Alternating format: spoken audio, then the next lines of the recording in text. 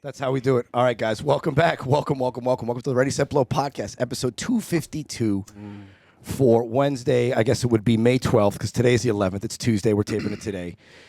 That voice you heard is our guest producer of this week. It's an honor to be here. Alex Gettlin. My third appearance on Ready, Set, Blow. Actually. Third? I would have thought it'd be more by now. I think it's the... actually, no. It's my... Because I did two where I was like at your... place. So I think it's like 5 or 6 because there's I forgot to count the other ones where you were at my spot. Right. So I think this is 5. Yeah. Oh, it might be. Yeah. Yeah. Good. Right. Hey, can you throw the monitor up so we can see? Oh yeah, for sure. I just see Google. Whoa, what was that? My mic catches. That was my. I like that sound. The echo of. This is a nice setup you got here. My brother. armband. We were admiring it before the show. Yeah. Thanks, lovely. buddy. That was the sound of my soul, just empty. Yeah. Last time Chase was in town, it was in my like second bedroom, and now I have like an actual studio. Yeah, you didn't even buy me dinner before. I mean, dude, the second bedroom was good. Yeah. I don't know why you're complaining about that. I like that. No, it was cool. It's just it definitely for me adds to the feeling of professionalism to have it out of my house. And I see what you're saying. You know what I'm saying? I see that. Yeah. I can. Yeah, I get it. Although, I mean, like, I didn't mind doing our podcast in the old walk up. Do you remember that?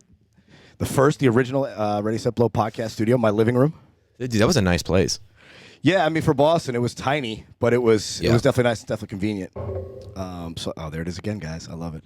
I got to get a different. This thing, it's so sensitive. Like, I like that. yeah, It's gonna make me come. It's a combination of. I gave you guys the fancy mics. This is a cheaper mic, but anyway, yeah, I'm gonna. I'll do my best yours to sounds not. great, so I don't know what you're talking about. Bro. Said I came straight to the from the airport to be here, bro. I'm fucking happy. It's an honor, man. Yeah. Well, it's much better to have you here in person than when we had you on the TV. You know, you lose because last episode we had you zoom in. Yeah. And you lose something. I always liked this better. I've Yeah. always liked it. But we on our podcast, we've been done like the Zoom stuff way before. I mean, we were like innovators in the Zoom podcast world. We were doing it before the pandemic. We started doing did that it before in July. it was cool. We started doing that in July because we had to keep the show going from coast to coast to keep the listeners happy. Yeah. Thank you for listening, folks. I think we have some new ones listening. Yo, we got these some dope days. listeners, man. I mean, some listeners, man, they've been sending me some messages. There was a one of our listeners. He sent me a belated some cash on Venmo, like a birthday gift. Oh, look at that. Give you Venmo Where the cash? fuck is my Yeah. half? Wow.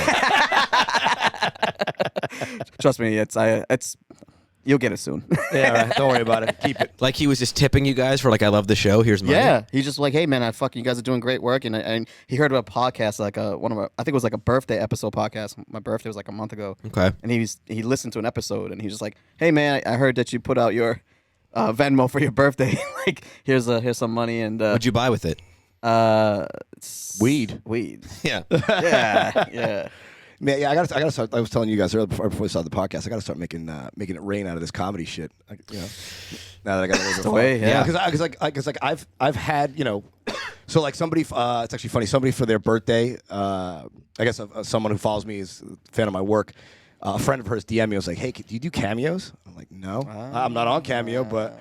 She's like, will you send my friend a message? I'm like, Dude, that's yeah. like your first step towards OnlyFans. Yeah, well, whatever, son. She said she gave me $75 to do it. Just talk to this chick for Really? 30 seconds. Yeah. That's great, dude. That's dope. Wow. Yeah, I'll take it. Hell yeah. Was it like a happy birthday type thing or what? It was her birthday. I sent some birthday wishes, said hello and all that. What'd you- I was in a hotel in Indianapolis at the time, and I was hungover as shit. So.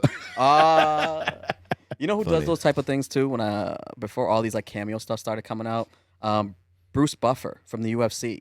Oh, really? He charges like $100. And I heard him on like a podcast. Oh, there's guys out there that charge like 500. So. Oh yeah, I'm sure it's a lot more now. But he would do like he would reenact what he does on the UFC and just whatever you want him to say, he'll do it. I mean, I dig that. It is kind of funny if like someone's like it wouldn't make sense for Ready Set Blow, but if you had him like, let's get ready to podcast, and you had as like an intro to your show. I think for Randy, people just want him to say, "Get the fuck up." My buddies used to tease me in college, man. They used to be like, it's like, is that what your alarm sounds like in the morning? It just says, get the fuck up, get the fuck up. You're always so tense. I'm like, that's why I smoke weed. I don't know what to tell you guys. Yeah. But I've actually had, so it's funny you said a guy just gave you a tip for your birthday. I've had this happen to me multiple times. After a comedy show, just somebody hands me $20. Like, hey, great job up there. And they like tip you. Oh, really? From the funny. audience. Oh. It is funny. It's a little weird to just like take, like, because you feel like you're a door guy, but you're not. You know, like he's paying you to get in somewhere, but he's leaving, but he or she is leaving. But I don't not take the money. Yeah, that's so funny. It makes me feel a little bit like a whore, but I take the money. Right. Yeah. Shout out to Dan, by the way, that individual. Listen to the podcast. But I've heard a lot of people talk about like a fan will buy merch, and then like let's say you had, I don't know, like some cheap merch, like a sticker for $1, and they'll just throw them at 20. It's like, yeah, just give me a bunch. I'm gonna give them to my friends. Like the whole merch game is not about what you're selling. Right. It's really just a way to get them to hand you money to say hi to you after a show. pretty I mean, much. that's essentially they just hand them something so they feel like they're getting something of value because they just want to talk to you and bullshit with you and buy you a drink or whatever. Sure. It's 100% true. 100% true. I'll do it. I mean, do you think everyone needs another fucking T-shirt? I know Burt Kreischer's great, but I don't need another T-shirt with Burt Kreischer's face on it. You just want to go meet Burt Kreischer. You know, like for sure. The only merch I ever bought that I was like, this is dope is, do you remember when Burr did that run at the Wilbur for like, it was like 20 shows in a row? I was at that. That was my 30th birthday, I think. Dude, it was sick, right? Yeah. So he had like limited edition posters he was autographing. Yeah. That, like, it's framed in my house. Yeah. Like, that's cool. Well, he does that, and he also does like vinyl. He'll sell at those limited shows like that, which is kind of cool. Well, you know what? I remember when you just maybe brought me back to something when you were talking about the merch thing, Randy. Was I remember like going to I remember a cousin of mine. She went to like the Bad concert for like Michael Jackson, and she bought like some merch from that, and she still has that saved. You know what I mean? Oh yeah, yeah, like big concerts like that, dude. I had an idea for merch that I kind of it's been in the works for a while, but I think it's finally come to a time to actually pull it off. So I have friends up north who grow weed, so I have a steady supply of it. And this is where he shows off. And Alex. my shows off. Humble brag. Humble brag. And then my brother, because he's a musician, shout out G-Dubs, he had these. He made your music for the show. Yeah, he makes right? all the music for the Nice. show. Yeah, Dope artist. So go check him out on Spotify. G-Dubs, G-E-D-U-B-S. He has these promotional things for his previous album. Where it was like those weed those small airtight weed bags you get from like a dispensary. Sure. Except on the front he had his album cover. On the back he had a QR code that went right to the album. So it's like, yo, what if I do that to like my Instagram or something like that, and charge people $10 for a photo after the show, but with the photo I give you free weed. Interesting. Because it gets around because they do that shit all the time. Like I mean I remember places in Boston before it was recreationally legal where they were selling the batteries. Okay. But because weed was medically legal, you're allowed to have it. They're selling those batteries for $50, but they were selling you the cartridge that had the weed oil in it for free if you buy a $50 battery. So they just overcharge you for the battery and gave you the weed for free. So let me ask I'd be doing the same thing with weed. I'd be giving you a gram of weed, and you take a picture, but you pay for you got to pay for the picture. But as my new friend, as my new Instagram friend, I give you a gram of weed. That's going to be my next merch idea. It's brilliant, and so I have a question. But it only works in the states where it's legal. That's the thing. Because Right. you can gift weed in states where it's recreationally legal. Like I can hand you weed here in California. It's not a problem. New Jersey now. I know Boston. You're allowed to gift weed. You just get, as long as you're not charging for it. It's, Randy, you know, Randy, that you are not going to pay attention to that because. Well, I mean, it's a weird end around, and it's probably not good that I'm talking about my scam on air. But what do I give a fuck? I mean, I don't think there's any. Actually, I know there's one cop listening, but she's cool. She's up in Connecticut. That's so funny. Yeah, you get raided soon. Well, no, I would just wonder. By the way, can I smoke this? You've been smoking it. Yeah. What do you? I realized like after I was smoking it, I was like, I should probably ask before I smoked it. But I'm smoking in here. You're saying? Yeah. I left it there for you. Okay, just making sure. Dude, I even said That's how backwards Chase is, son. He'll do that shit in my crib, son. He'll come in and just start eating food out of the refrigerator. He's like, you mind if I have this? I'm like, well, you're already having it, son. So if I mind it, it's too fucking late. Yeah. Also, Chase, I specifically said I set up a That is table. true, too, by the way. I set up a table here with gummies and joints and water, and I brought a bunch of drinks. Even though I'm a guest on your podcast, you are in Mikasa, so I wanted you to feel at home. Well, and welcome. you and Randy are very, like I said, we were talking off like air, whatever. You guys are very like proficient in hospitality. So Yeah, in my absolutely. opinion. So I try. And then I'm gonna do this as a swap cast, so that like I'll just Yeah, you want to do your little intro? Go ahead. no, Still too late? We've been doing 10 minutes. I'll just do one cold at the top, and then cool. it's just going to be like, hey, great episode with my buddies from Ready Set Blow. You know them, you love them, Chase and Randy, because we've done this before. Yeah, so yeah. But I had a question for you because I have an idea. So my other project, Highly Unlikely, that just launched. Yep. So I want to do it as a live show, where it's something in the future where. I don't know if it would be a combination of stand-up and a podcast, or just a podcast. But like I'd have like 4 comics on a panel. They're all high, and I'm riffing with them about a subject. They're learning, the premise of the show. So I want to sell the tickets where it's like ticket includes quote unquote a gift, a 420 gift. Like I want to. Well, yeah, just call it a gift basket and just put fucking weed in it. But they don't need to know what the fuck's in that bag. I want to figure out what language I can say that doesn't get me in trouble, but basically tells people with this ticket you get free weed. 420 friendly. a 420 friendly gift basket. They'll know. Yeah. This is the thing, Alex. When you're talking know. about like stuff like this, where that's incriminating like possible stuff, Randy is up. He knows how to. Just go to Randy. I'm trying to find a workaround all the time. Yeah, dude, just call it 420 So friendly. People will know. It's like tickets are $25 and includes a 420 gift bag. Yeah. Oh. Yeah, but it's like I wonder if Because it could be a grinder, it could be a battery, or it could be a sack of weed. You don't know. Exactly. But do you think like Eventbrite or one of those ticketing sites would be? They don't give a fuck. No. I think you'd have to worry about like whatever commission governs the sale of cannabis in the state of California. You're not going to have to worry about Eventbrite. Yeah. Because they have 420 friendly shows on there already. Right. You know, I mean, like this. I think it's a good idea. There's a psychedelic comedy show broadcast on it where they explicitly say the comics are high on mushrooms. That's hilarious. So. I don't know. I would love to do. Yeah, I would love to try that because I love you and I both love. I'm doing mushrooms. it June 6th. Where is it? I want to come. San Diego. It's kind of far. Yeah, I know. But let me know how it is. Yeah, and I just saw it advertised. I reached out. I was like, you guys do shows near LA? He's like, well, we got one coming up in San Diego.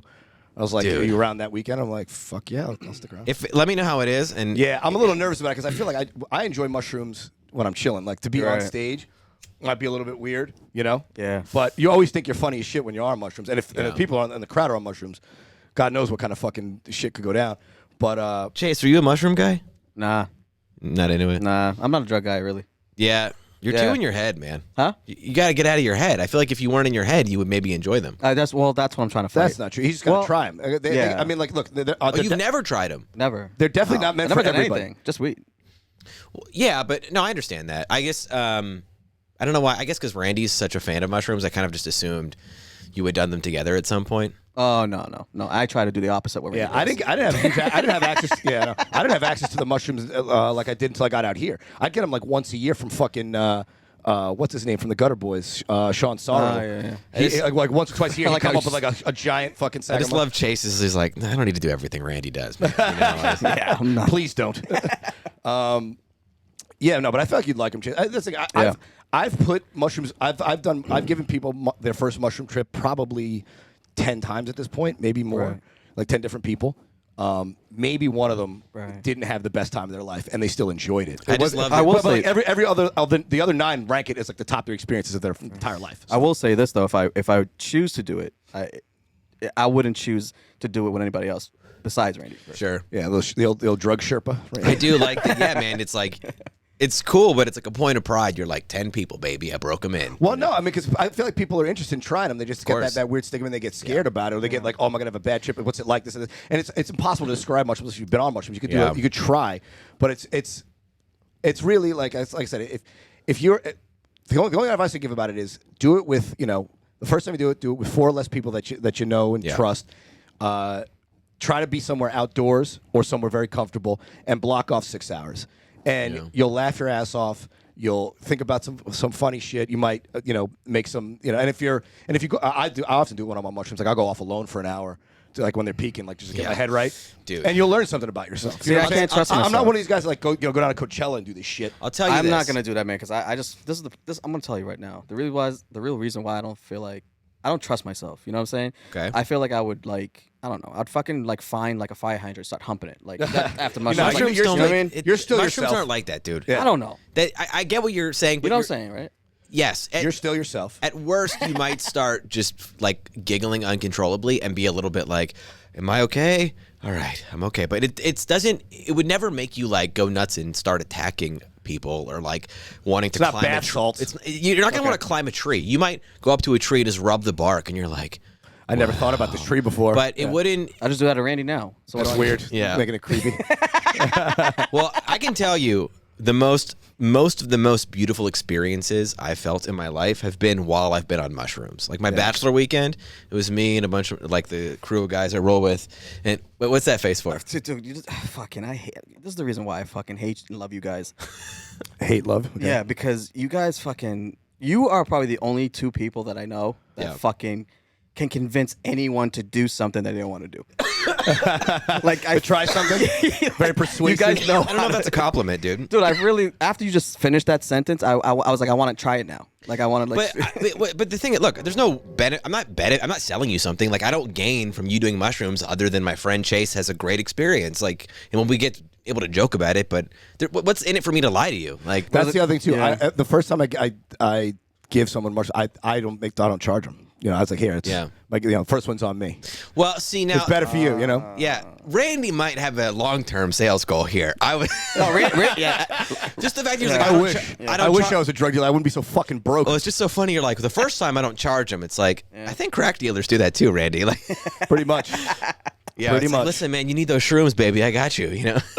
But listen, I will say, like my bachelor weekend. Yeah. We stayed at a really dope house. Congratulations, by the way. Oh, thanks, yeah, dude. man. You're fucking, he's got the whole Married trifecta kid going on the way. Yeah. Yeah, baby boy coming. Because I got a big question about that, but finish your bachelor party. Yeah, and then we'll talk about my future son in a second. But it was great. We were like right by the water, so we just went out to the beach, like right down here in Redondo Beach. Took shrooms, watched the sun go down. Yeah. Dude, just like chilling on the beach with your homies, and the sun's coming down. Not the best. And we were just like we were all on them, so we're like playing in the water, and like you get like silly, and we're just like, whoa, the water, and then you see the sun reflecting off the water. It was ridiculous. It was sick, man. It just felt so cool. We just like were giggling, and the only thing I'll say. And when did you have sex?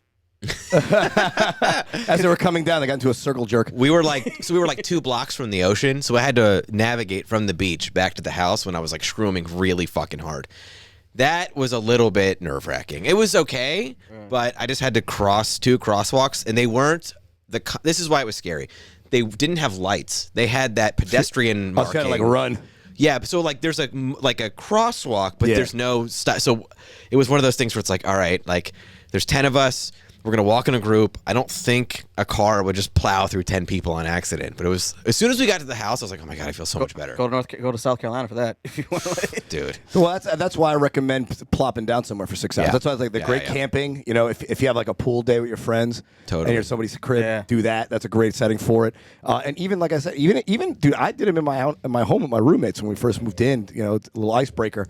And we watched Family Feud and for like 4 hours, and we're howling, laughing the whole time. It was fantastic. That's what I'm saying. It's set and setting, right? You got to be open to the idea of trying them and not and not psych yourself out. Yeah. And you have to be in a good setting with people you love. That's why this is the first time Jeff did them. I did them with Jeff Dye up in Death Valley. He was eager to try them, but right before we did, he had a tough weekend that weekend, so we went out there Sunday night. Yeah. So that was bouncing around his head, and he also had some just anxiety, like the anticipation of doing them when to kick in. So right after we ate him, I said, "Let's take a couple shots of whiskey." Shots of whiskey. That leveled him out. At least for him. Like, so just find your whatever your comfort blanket is. His apparently is whiskey, and wrap yourself around that, and you'll be fine. You'll be good to go. Wow. I think I can't wait till you do them, Chase. You're gonna call me and be like, "Bro, you were so right," or you might freak out. Some people freak out. Listen, I was talking to my friend about this just yesterday, actually, and I just said, I'm one of those type of guys that like I know I have an addictive personality when I like something. No, they're not physically addictive. That's not. But what do you mean? I'm taking them physically. No, but they don't have the addictive qualities of like cocaine or heroin or morphine. No, but in fact, when I take them, after I take them, I want to take I'm like I can't take them again. Like it doesn't. It's very It's not tiring, but it's like, all right, that was enough. It's like how many times in a row can you ride a roller coaster? That's the kind of thing. Like, because you're riding the roller coaster for 6 hours, and you're like, all right, I can cut. I don't want to go back to fucking Six Flags for another 3 weeks. So I have a question, legitimately. What's up? Have you ever even heard of someone being addicted to hallucinogenics? Like you hear people. Chase hasn't heard much of anything. Come on. But I'm saying it's a common narrative. Like we're from Boston. Like, oh, someone's addicted to oxy or heroin or cocaine. Like you hear that makes sense. You've heard of that. Right. It's common. You never hear of anyone getting addicted to mushrooms. I would agree with you, but I don't think like it still doesn't mean the same. It's impossible. It's impossible. You know what I mean? No, it's not. In fact, they use it now in clinical settings to get you off of other drugs like heroin, like cigarettes. Yeah. Although Jeff did say the next day, he's like, dude, that was so much. He's like, that was one of the best experiences of my life. He's like, that was so much fun. He's like, people talk about how they don't, mushrooms aren't addictive. He's like, dude, I want to be on mushrooms 24 hours a day. He's like, well, that's that was point. No, you don't. That's my point. He was being funny, but I mean, he knows. But he's like, yeah, he was like, it was so good. He's like. He liked it so much that a month later when we went to Arizona 2 weeks ago, we did them again during the day at a friend's house because he hadn't tried them. Jeff was talking them up to him, so I was like, I'll bring mushrooms for everybody. And 6 of us ate mushrooms and sat in the pool and had a fucking grand old time. God, Randy, imagine if you made Jeff Dye throw his whole career away because he couldn't stop doing mushrooms. No, it makes him funnier, dude. Trust me. He got like fucking 10 bits out of it. I'm sure. Fucking guy got a new hour. I gave him one mushroom trip. I was just being ridiculous. Like, imagine if he did a whole pivotal shift because he's like perfectly like fit for like network television, right?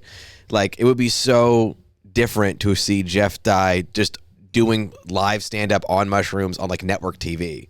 That'd be fucking bold in network TV to put him on. I think it would be dope. It would fit his personality. Actually. I would love it. The only I've debated doing a mushroom podcast, like just a episode on mushrooms, but that might be too non sequitur for the listener. I'll do it with you if you want. Yeah, I guess I just can't take more than 3 grams. Yeah, you don't want to be able to talk. You need. Like, I wouldn't want to not be in the room, like, because sometimes when you're on mushrooms, you're like, all right, I'm done with this. And you just fucking walk away, and that's not how podcast works. But you do that anyway. We're not doing a podcast. You might walk out of the room. You might need someone not shrooming to be there to kind of rein you back in if you start to wander. So you need a producer to run the show while I'm fucking losing my mind. I'm sorry, guys. I'm just like. When I look at Alex, I'm just like, well, this fucking white dude is telling me about drugs. A couple of druggies telling you about drugs. I guess. I mean, for me, it's mostly just shrooms and weed. I don't even drink that much. Yeah, I got to cut back on the drinking. I've never been into the pills and all that shit. That's the thing. For me, if I find like weed keeps me happy. I'm the whiskey's great. Once a month mushrooms. It's fine. Like more than that, like cannabis. I couldn't imagine like going to the point like, all right, I need to get a needle. I need to make a science kit to get high. Like, dude, dabbing is too much fucking work for me. Like, yeah, you get high, but you got to set up a fucking a rig with a battery, all this bullshit. It's like, dude, I could just smoke this joint and be done with this shit. I'm trying to get high immediately. I'm not trying to make a fucking. Dude, I don't want to have to involve like complicated science in getting high, bro. Yeah. Right. Although dabbing makes me feel like I'm trying to do Breaking Bad. Yeah, exactly. Yeah, exactly. You got to put goggles and a gas mask on to get ready. Like, come on, man. there's a fucking blowtorch, chemistry, and like, it's like I just want to. I like joints. And like just simple, gummies are good. Although, did you hear the new cannabis product, son? I talk about this on stage now. What? They have a cannabis product out there now, snortable weed. Oh, Cannabumps. Cannabumps. It got pulled off the market. It looks like a vial of cocaine with a spoon in it. Yeah. I was like, how? Like, what are these cannabis executives thinking? Like, let's make it difficult for the cops to figure out what drug you're doing. Let's make it really confusing at a Hollywood party. Dude, that's so funny. Where are you going? Are these cannabis executives sitting around their office, thinking, what else? How else can we get them to take weed? All right, we have patches, we have gummies, we have snortable weed. You know what's next? Let's make a suppository so you can shove it up your ass. We can partner with a butt plug company or something. Yeah, there it is right there. He pulled it up. Look, I mean, if that doesn't look like a vial of cocaine, I don't know what does. Wow. So I guess it got pulled off the market because the other weed companies were throwing a fit that it was going to like hurt the industry. How? And what content? I guess because they don't want to be associated with cocaine and other. Like, I wish I'd bought some before they pulled it. I'm with that. Matter of fact, there might be some dispensaries still with a few cases. I would have bought it. It looks like a fun thing to try. Try it out. I know it looks like kind of like you're a degenerate, but no, it'd just be a talking piece. Like, hey, you guys want to get high? And they're like, oh no, it's just weed. I just don't understand that concept, but whatever. Because it's like super concentrated THC that you can snort through your nose. It's fucking ridiculous. I just don't get it. It's ridiculous. You don't get like why someone would do that. I mean, just if you want to just do the real thing. Like, you know what I mean? Like, I think if I want weed I want to do weed because I know the reason why I go to weed because I know what it does for me. That's a really efficient way to take it, though. I also think because you don't have to snort it. You can just eat it. But also, I think it's just concentrated powder, so you can't eat it. Can you eat buds though? Put it in a drink. Can you eat the buds? No, you can't. No, it has to be processed. It's got to that powder stuff must be. It's not like question, smoking by the way. flower. Thanks, Randy. You didn't. That was a stupid question, Randy. Randy looked at me and he still answered it, and I just realized that. I mean, I know you look at me like that's my role in this podcast to answer your dumb fucking question. I love it. I lost my train of thought. God damn it. That's weed for you. So that it's not like smoking it. It's probably more similar to an edible. Yes, it's more similar to an edible. Right. Okay. And so, but I think the snorting, the powder thing, it's for the theatrics of it. People of course. Yeah, I don't think anybody would like prefer to take it that way. I mean, maybe, but I think it's much more just the ceremonious. We're snorting versus but that's the thing. Half the ways you can take it now are I said they have the weed patches.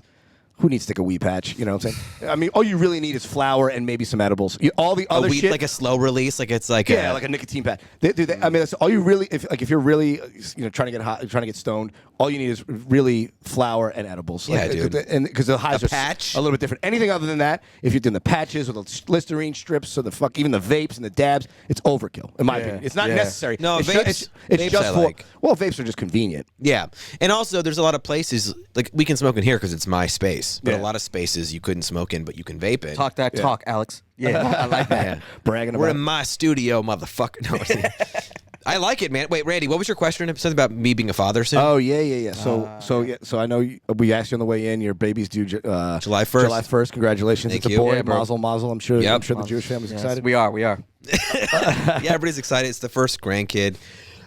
Excuse me. But the question I had was, and don't take this the wrong way. Yeah. What's it like having sex with a pregnant chick? And how late can you do it in the pregnancy? Because I don't know shit about this. You can do it pretty much right up until they're coming out. While they're coming out, Jesus Christ, dude, you're gonna. This is my dilemma. Not dilemma, but it's fine, but it's definitely different for a couple reasons. First of all, like the physical mechanics of it, right? But the other thing too, Excuses. is like it's hard for me to separate from the idea of knowing that my son is right there while I'm plowing his mom. And I don't like thinking about that, but it's like really hard for me to. Because now she's like 7-8 months in, so she's pregnant. So you know, it's not like she's like 2 months in, and you can't. There's a bump, and you know, like you can see the baby move through her stomach, like when she's like sitting on the couch. So you know, there's a human being, a third person in the room. Dude, the last time You're like cucking out your son, dude. Oh my god.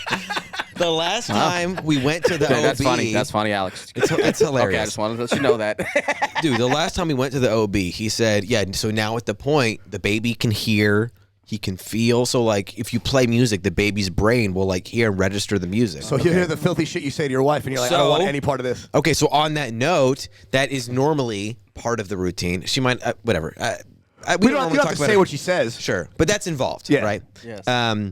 But now I've iced that out because I don't want our son to hear that shit. Yeah, exactly. You don't want this first word to be, fuck my ass or whatever. And here's the problem: is she tells me I'm being ridiculous. I think you're being a little ridiculous. She also has me read books to her belly at night. So she wants it both ways. So it's like, well, you can't have him start to learn daddy's voice from story time. And then hear his sex grunts.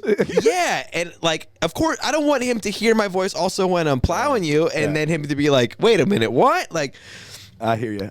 So that's the dilemma. I know that might seem bizarre. It's very bizarre to me. But I did hear that pregnant women do get Dude, she's horny all the time. Yeah, and it's supposed to help like induce labor if later in term. Yeah, that's what our doula said. That's like that's the only two things I knew about it. But I feel like it's a different. I feel like because I bet someone would feel uncomfortable about it in the way that you do, Alex. Like, not that they don't want to physically. It's just like there's a third person here now. It feels a little, It's a little, well, in the beginning, it wasn't a thing at all. It's just recently because I can like feel him move. Like I put my hand on her belly, I can feel him kick. That's what I'm saying. And it's you can see her belly move when he kicks and shit, like little bumps.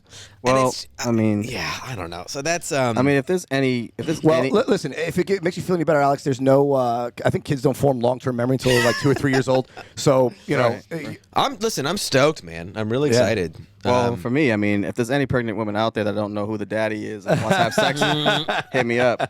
It's so funny. I may have had sex with a pregnant woman in my lifetime. I just don't know it. Don't know. Yeah. That could be true. It's hilarious. It's not your fault. It's the math. I don't know. I'm not aware. I will say it's definitely been eye-opening. How do you think? You ever think about like how your life will it change in terms of when it comes to the business of what we're doing and stuff like that? Or yes, but I think it was time for like I didn't have a kid because it was like I need to grow up, but I think it was time for me to enter into another chapter of my life. Like I really feel like I respect that. How old do you know? 33. Yeah. All right. So I did a lot, not as much as I wanted to, but it definitely more than enough of like in my 20s, traveling around, doing road comedy, like DIY. But you have experiences though, man. You got a lot of experiences, so don't undermine that. Right, that's what I'm saying. So I've had plenty of those, so I didn't feel like I'm losing that. I definitely think it'll be harder to do the road the way I want to because I have a child and we're planning to have two at least. Okay. But people make it work, man. I'm not too worried about it. And I also less responsible people have figured it out. So I'm sure you'll be all right. Right, that's a good point. And better you than me, man. At 33 is when I started comedy. So yeah. There you go. My 38-year-old ass. It helps that my wife does what I do. And I know sometimes that can be crazy, but because she is in this world with me. She understands it. Not only does she understand it, but like we like work on each other's stuff all the time. We own a company together. We, so like my project, Highly Unlikely. I told you the premise of this, right? Yeah. Yes. Not like face to face, but I'd like to hear it though. I'll say it again. Yeah. So it's a really simple premise. I bring on a guest, I get them high, and then I teach them about a subject that seems highly unlikely, but it's totally true. So every episode is I'm teaching them about some crazy subject like ancient Egypt or Navy SEAL training or what it's like to be a billionaire. And so they're just reacting and like riffing with me as a high person while I'm going through all the stuff. Okay. So I've had this idea for a while. She found this company, WikiLeaf, that is a cannabis platform, and they were looking for podcasts. And so she was like, hey, you should pitch them your show. Oh. And I did, and then here we are. So, and she's like my producer on it.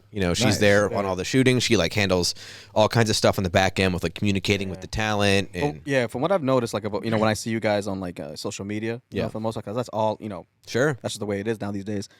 I'm like, wow, they seem like the optics to me look like they have a great team going on.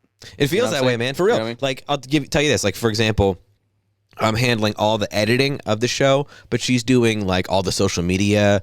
She's set up the IMDb page and like added all the info on there. So like all that extra work that is so exhausting, she's handling all of that, And she's working on a documentary right now in the pre-production stages, and it'll probably be like opposite role. Like I'll do more of like setting up the different technicians to handle the project, right? And she'll be like running the creative. So it's good. It's good. Yeah. I think your wife recently unfollowed me on Instagram. No, she didn't. I mean, I'm sure it's for good reason. No, she thinks your Instagram's hilarious. I show her your stuff all the time, and she laughs at it.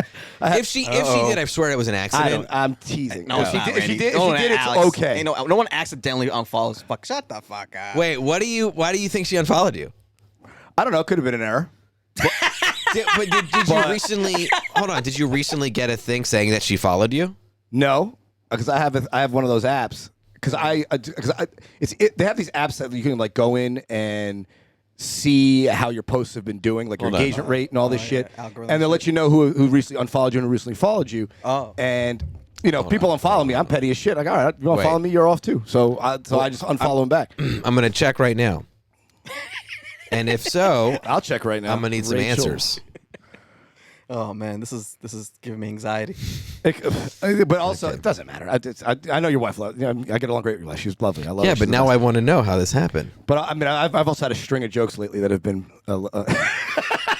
Well, she's not showing up under your followers. Yeah. Maybe she never followed you. Maybe that could be it. I think that's much more We likely. need to find out. Alex, can we call your wife? But you know what? You might be right because I might have followed her last time I was at your place, which was only a couple months ago, and then I haven't checked that app until recently because I had a good run, and I was like, oh, let me see what's going on. And I was like, oh, she unfollowed me. Oh, all right. I think she just never followed you to start I've with. had several comics follow me and then unfollow me, and I don't know if it's for any particular joke, but Dude, your right. Twitter's sorry, not your Twitter, but it's like a Twitter type.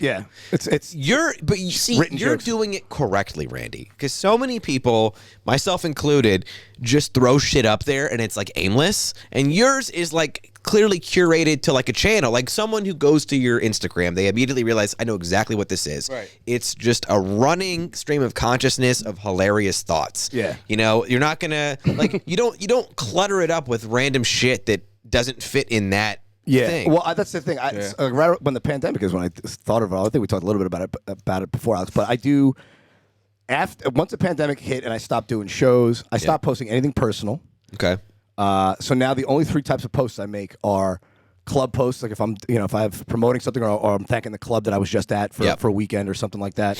The jokes, my text jokes, and then the podcast clips. Makes sense. And that's it. And then all the other shit, like anything else I feel like I want to share, be it other memes, be it personal stuff, shit like that, I put in my stories. Yeah. And it just makes it look clean. And you're right. But the people who follow me let me know what I liked, let me know what they liked because they would respond to those type of posts. So, or at first I started doing that naturally at the beginning of the pandemic because there was no shows and all I could do was do stupid tweet text things. Right.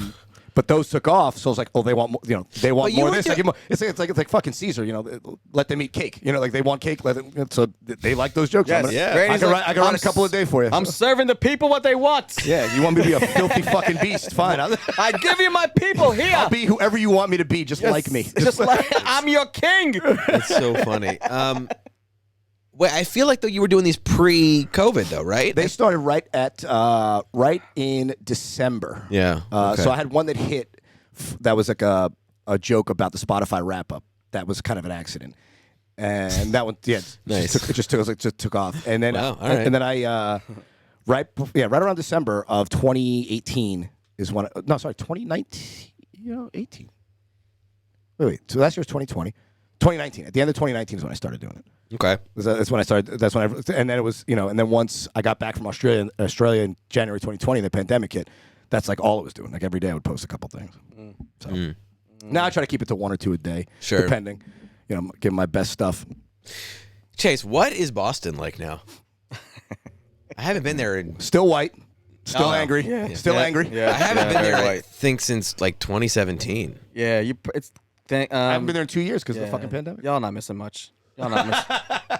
No, I feel like I am. Straight I up, I read a thing. I hope I don't paraphrase this incorrectly, but it was something to the effect of like Boston as a city took away their mask mandate for having to wear it outdoors. Yeah. But then the city of Brookline and still kept it in Brookline only. I saw that. Yeah. Why? Why would? Why don't you ask them? They're your people, son.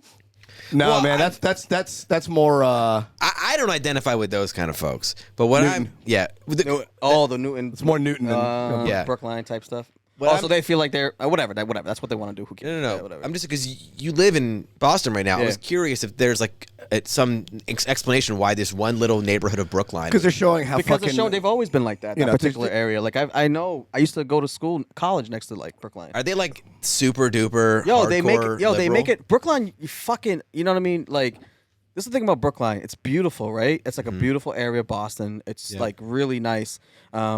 You can get right into downtown Boston within 10 minutes. It's like a suburb. It's like it's a suburb in a major city. Yeah, You know what I mean? It's a really beautiful town. I get it. But like, for some reason, I've always lived in Boston. I went to college right next to there. I grew up. They always felt like they want to isolate themselves away from all the other communities, and they just want to Sure. do by whatever they did. That's what it is. You know what I mean? Very elitist. Yeah, bro. Yeah. It's weird, but I guess it's no different than fucking Like other racist places. elitist or like pretending like they're the good guys elitist. I think more the latter, if I had to guess. Well, yeah. They're very virtue signally. Yeah, I had know? a feeling. It's weird. They tell I want to get vaccinated. I'm vaccinated. And it's like, oh, you still got to follow all these rules. I'm like, all right, but like, at what point? At what point do the vaccinated people get to enjoy being vaccinated? You know what I'm saying? Like, what the fuck was the point of me doing all this shit? Right. What was the point of me jumping ahead of the line to get this vaccine? Yeah. See, that's the issue. To me, that's hilarious. Yeah. To me, like I'm done wearing a mask outside. If I'm outside, I'm not wearing I it. never did. Outside, dude. Come on, man. Like unless I'm talking, unless you have to be within 3 feet of somebody. Dude, speaking of masks, so this workout class I take, it's called F45. It's like Mark Wahlberg's involved with it somehow. He I owns think. it, I think. Boston. Yeah, Or he yeah, promotes maybe. it or some bullshit. Anyway, it doesn't matter. So we're doing outdoor classes right now. And then today, our instructor was mentioning how, like, I think May 22nd, we can go back inside. And it was so funny because this one lady in the class was like, so are we, do we have to wear the mask inside? And then the guy was saying, like, I don't know, but I think with, like, vaccinations now, like, everybody basically has gotten it. If they want it, the mask mandate might go away. And that you could see the panic in this woman's face. Like, she was just like, what? We can't, no. I mean, and it's like, dude, lady, it's supposed to go away. Look, I believe We're not supposed to have this forever. Yeah, this I is believe fucking in COVID. getting I'm a liberal guy, but listen to this. Let me know if you agree with this, Chase. Sure. If we now have the vaccine and now everyone has access, everyone up to the age of down to the age of 16 has access. If Yep. they want to go get it. At this point, it's like shit. I get off the pot, like you said, dude. It's been a year and a half, for 14 months, right, Chase? Why do we have to change our behavior for other people who are uncomfortable? In the sense that I'm vaccinated, Yeah. like if you're not vaccinated or you're still worried about getting it, then you stay home now. You know what I'm saying? Like, Right. I did what I had to do to go outside. Because- fuck is you to tell me I got to change my behavior because you're either not vaccinated or you're still worried. Well, if you're still worried, stay home. Like that thing. Like it's been long enough now. Like we understand the disease, we understand the virus, the disease more now. We understand how it transmits. Apparently, surfaces is not a problem. But so like at this point, it's not like this time last year where we didn't know how it was most easily transmissible. Now we know. And now we have a vaccine, and literally half the population has had at least one shot, and over 30% had two. So the other 70% either wait to get to your vaccine or stay the fuck home, man. You know what I'm saying? Like, why? Or don't complain. That's what I'm saying. Why do I have to change my behavior because you have not gotten your vaccine, or you have not, or you still feel uncomfortable for whatever reason? It's like we're acquiescing to the germaphobes now. You know, like the whole world has to act like we're overnight too. It's like it seems like it just happened overnight too. Like. It just doesn't make sense to me, you know. They're just carrying it on. It's just it's like, what did you want? Like, if I was living in a time, which I am living in a time where that was crazy, right? If I was living in a time, which I am living in time, I hope so, Chase. With that sentence, man, I don't know. Yeah, I don't know. That's crazy. I just said that, but I would want it to end.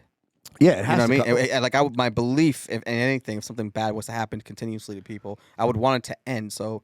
If it seems like this is working and it's like it is limiting cases are way down. Yeah, limiting the cases and all that. Dude, like people get addicted to things that misery. Yeah, and think about it. If they have to take the mask off, that's one step closer to they have to go back to whatever thing they were afraid of before everything shut down. They got to escape things they didn't like. Yeah, you know. Yeah, they want that is true. Let's be honest. I do. It's only been a few months since things started reopening, and I'm still like, oh man, wasn't it nice in June when we were all sitting around not doing shit, watching. You know, Love Island UK, getting high, doing mushrooms in my apartment. Like that seemed like a good time. Like it's getting nostalgic for me already. But you speak of Boston. I won't name the name of the comic, but there's a comic in Boston who we all know and love. Nice guy, great guy, funny guy. He still posts the case reports this year versus last year, like May 10th, May 11th versus May last year, and it's like the cases are even lower than last year at this time when it was just coming on. Like he's trying to say it's still not safe. It's still not safe. It's like, dude, it's like not only is it not safe, like we've peaked. Months ago, the two case rates and death rates you're comparing are when it was on its way up and now it's on its way down. So the trend is better, and the most important thing, we have vaccines now. Yeah. So this number is going to go down, except for the people who don't want to get vaccinated. And if you don't want to get vaccinated at this point, please don't kill yourself. I don't care. I really don't care, man. Like, you know what I'm saying? Like, I'm trying to travel, do my thing. By the way, fuck them, man. Fuck them. They had a whole year to figure it out. So, by the way, you know what I'm saying? Come on, Randy, bro. I agree. By the way, I know Randy's fine. Fuck him. Let him go. He's mad. Yeah, bro. he's mad. Like, dude, Randy is unhappy. Randy, because it's stopping me from doing what I want. That's it. You know, I want to do shit. Yeah, he wants to. Dude, it's about Randy. If you don't want to do shit, then stay the fuck home. It's about Randy. Son. Yes, thank you. Someone finally gets it. I get it, son. I'm on your side, son. Oh man. Well, kind of, but I'm on your side, son. It's not all the way, but on that one, I'll go with you. No, but dude, I agree with you. Listen, people also love to. They get addicted to this this notion that like they can be like, I'm better than you because I do this thing. Yeah, you know, like they get hooked on this superiority complex. It gives them, especially if their life isn't cool. If they don't have worrying anything about exciting. The disease gives them purpose. Being the hall monitor for everyone else gives them purpose. You know, and look, we all do it. Like there's parts of our life where we're the annoying asshole. I know I am in different parts, but on the pandemic side, this is not one where I'm. You know, like we had a lot of cause concern this time last year because we were just starting to understand it. Now we have a much better grasp, and we have vaccines, and we know how to prevent it by wearing a mask if you're in an indoor space with other people. How is this not solved? Like, how is this? You know, like it's ridiculous. Very stupid. We have so many vaccines. We're giving them to India. Yeah, we're giving millions and millions of them to India. But I think it just, you know, but our government is also pushing this because you see these videos of people who are like Congress and our president, and they're all vaccinated. Yeah, and they're still wearing masks around each other. Well, they're trying to set the example. But the example it falls flat. It's like the NBA, dude. Think about the NBA. The NBA was in a bubble last year. All those guys were getting tested. A lot of them got vaccinated early, but they still made them socially distanced on the bench. It's like, bro, if they let you in the building, it means you've tested negative. So obviously you don't need the fucking mask. It was also like people pointed out that SNL, all the cast was on stage normal without masks, but then when they all came out at the end, they had masks on. It's like, dude. Yeah. Are we gonna do this? Do we believe this or do we not believe this? But like, yeah, like it's fine. Like I'd say if you're vaccinated or you're tested, whatever, don't wear the mask. Why are you putting it on at the end? And they always say like, well, to like show that like it's better to be just safe. When it's like everybody's just trying to one up each other. Fake. It's all fake to me. It's so dumb, dude.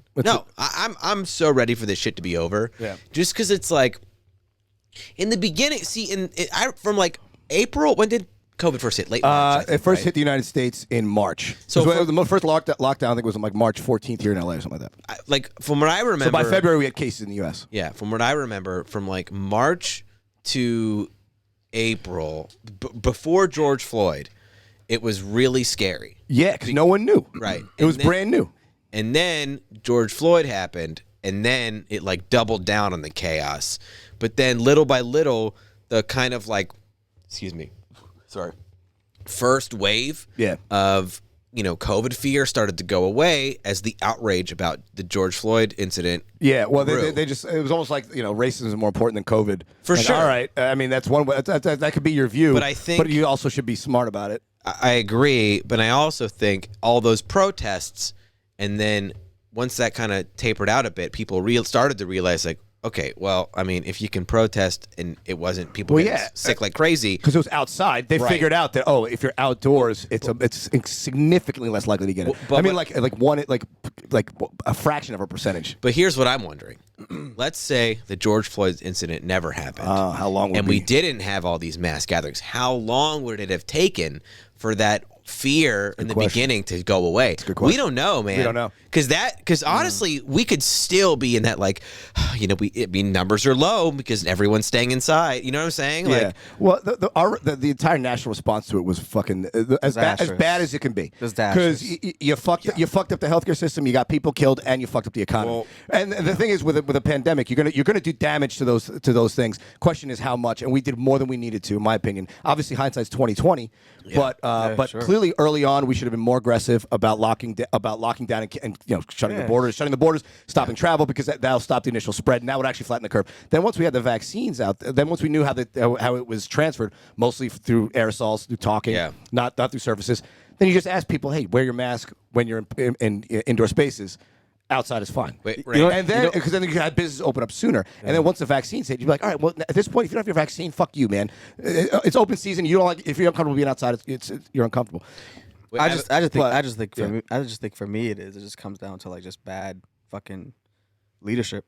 Yeah. Like just fucking we really have really stupid people making really important decisions for the people for everyone in this country. I don't think people really understand that.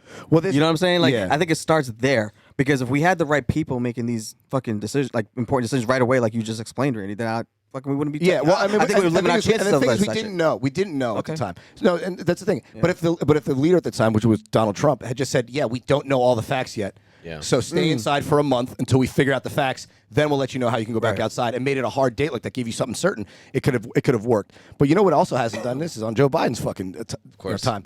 How has there not been a post-mortem about this? They should be like a fucking blue ribbon panel figuring out exactly what we did right and wrong, which not a lot right, a lot wrong.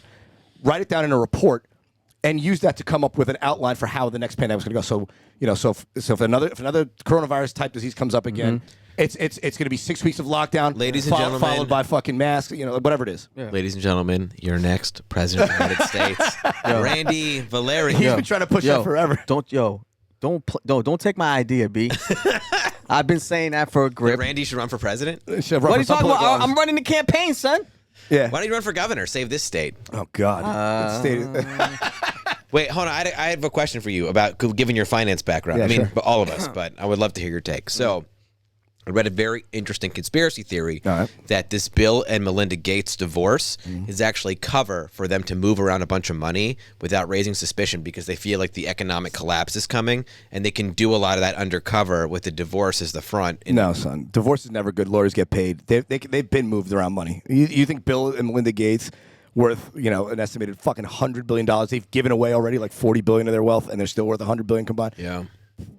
Their money's moved. Okay, they're fine. They don't need a divorce shelter.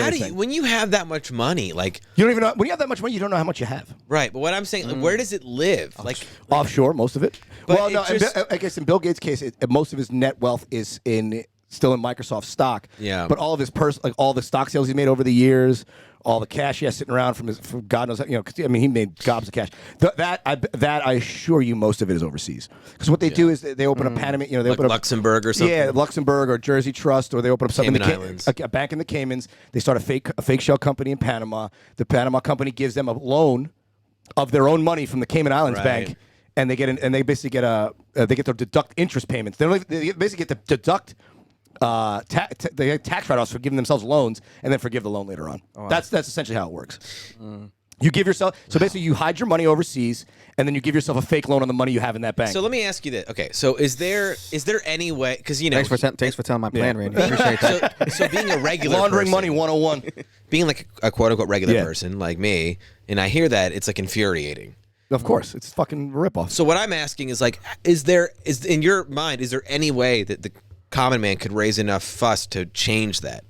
Yeah, we're together. No, well, I mean, yeah, you would need like a straight up fucking proletariat revolution. Yeah, you know, like much, yeah. you'd like there'd have to be such that you basically have to make everyone agree that these people, like every common person, making everyone from the 10th, from the 90th percentile down, agree that to do something about that top 1%, whatever percent you want to. Yeah, you have to convince them that what they're doing is wrong. So they throw out every politician that does not vote the way they want. Because the problem with that is the 1% or the 10% can just keep bribing whoever's just below them. That's exactly what it is. Just enough to, man. No. Well, there's a social carrot where they give the people that are below them. So like doctors and lawyers are in the 1%, but they're not even close to controlling this country. Yeah. So those are the working rich. They keep them thinking they're going to be billionaires someday, even though they live in a comfortable lifestyle. So they're chasing that. The working rich. That's an interesting. Yeah. But then, because think about it, levels to this shit. You have three kids in private school, $50,000 a year. They're going to go to college. They're going to go to Harvard or fucking Yale. That's another $250 right there. They can't afford to make mistakes. Yeah, they have a $3 million house, a fucking $40,000, a $100,000 car for them and their wife. Wow. Right. They're two paychecks from being on the fucking street too, or one bonus from being on the fucking street too. But the way that the politics side of it works is that these wealthy corporations and super wealthy individuals lobby to get congressmen to not do the things that are actually good for the people. Right. So the people, and they also come up with media plans to keep each other fighting. Like right now, people are arguing about whether or not we should raise the minimum wage. Obviously, raising the minimum wage would help everybody, but because wealthy interests have put money behind crushing that idea, they've come up with marketing campaigns explaining to the common man why having a higher minimum wage is not good, which is not true. But they come up with ways to convince them of that. It's the same way that advertising teaches you to drink Pepsi instead of Coke, or vice versa. Yeah. They're both essentially the same. They just convince you of the idea, and as you're fighting, nothing gets done, and that's what really keeps the wheel greased. Really keeps the grease.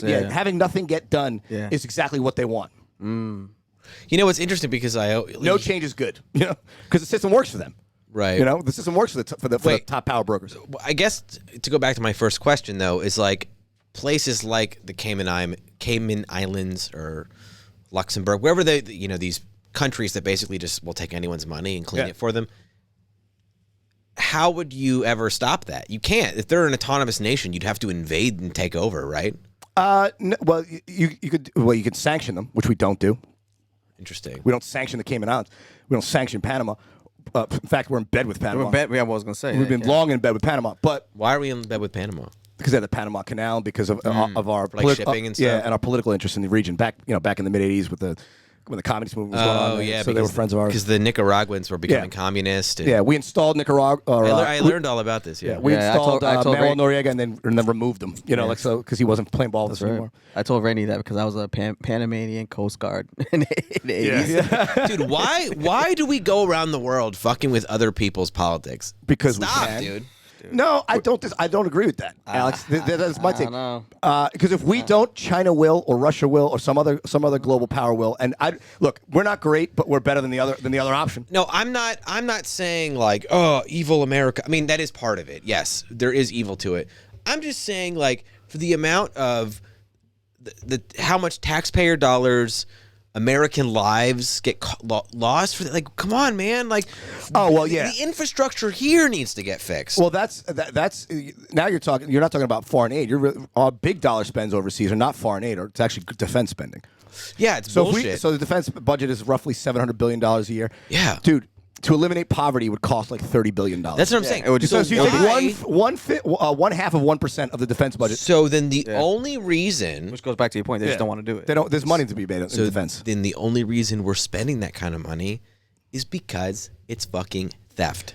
they are stealing from the American taxpayer. Oh yeah. Of course, there's a big transfer of wealth. That's what it's about. I mean, like, right? You know, they try to get rid of Social Security. They try, you know, they've gotten rid of Obamacare. Like, they don't, you know, we could afford things if we reallocate resources, but we just refuse not to because corporate interests don't want us to. There has to be a point though where they could push it too far and then it backfires. Yeah, revolution.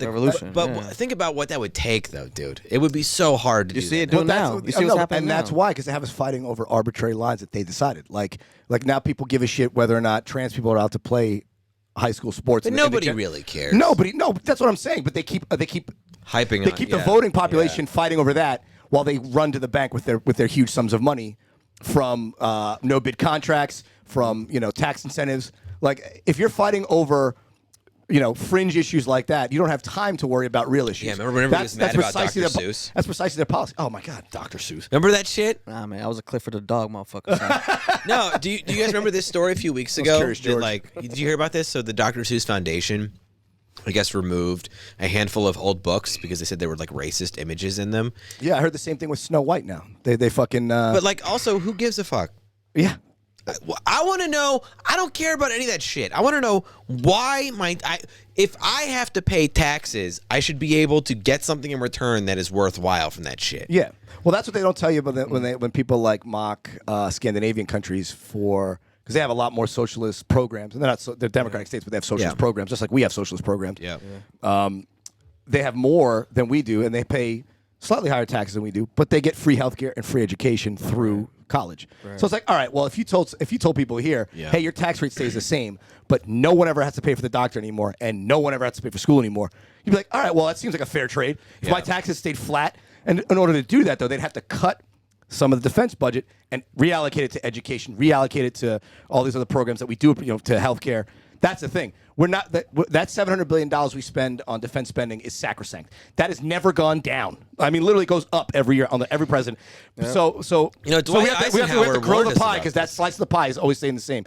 Where we've said, well, wait a minute, what if we take 20% of that pie and said we're going to put it towards healthcare? Yeah. Then all of a sudden healthcare becomes affordable. Okay, so what I'm saying, I've learned in the past a bit about the military-industrial complex, which is effectively what you're describing. Yeah, right? Essentially. I mean, the thing is, the only candidates we've ever had recently, as far as I know at least, that spoke out about this publicly got the whole mainstream media against it, like Tulsi Gabbard. Yeah, or fucking Bernie Sanders or Ron Paul. I mean, that's a conservative guy who's also... Dave Smith, the comic Dave Smith? Yeah, I listen to his podcast. He's really good about breaking down this shit. Yeah, he's a little bit too libertarian. He's a libertarian, isn't he? Yeah. A little bit too. I like it. I know, I like him. I like him, and he's a very funny comic. But I also think... nice guy, too. I also disagree with him on some points. And I think it's somewhat misguided and short-sighted. I think... No government would be a mess. If you rely too much on the free market, you're missing the point. Because the free market is not set up for the common good. The free market is set up to make profit. That's why corporations are inherently quote unquote evil, because they have to grow at all costs.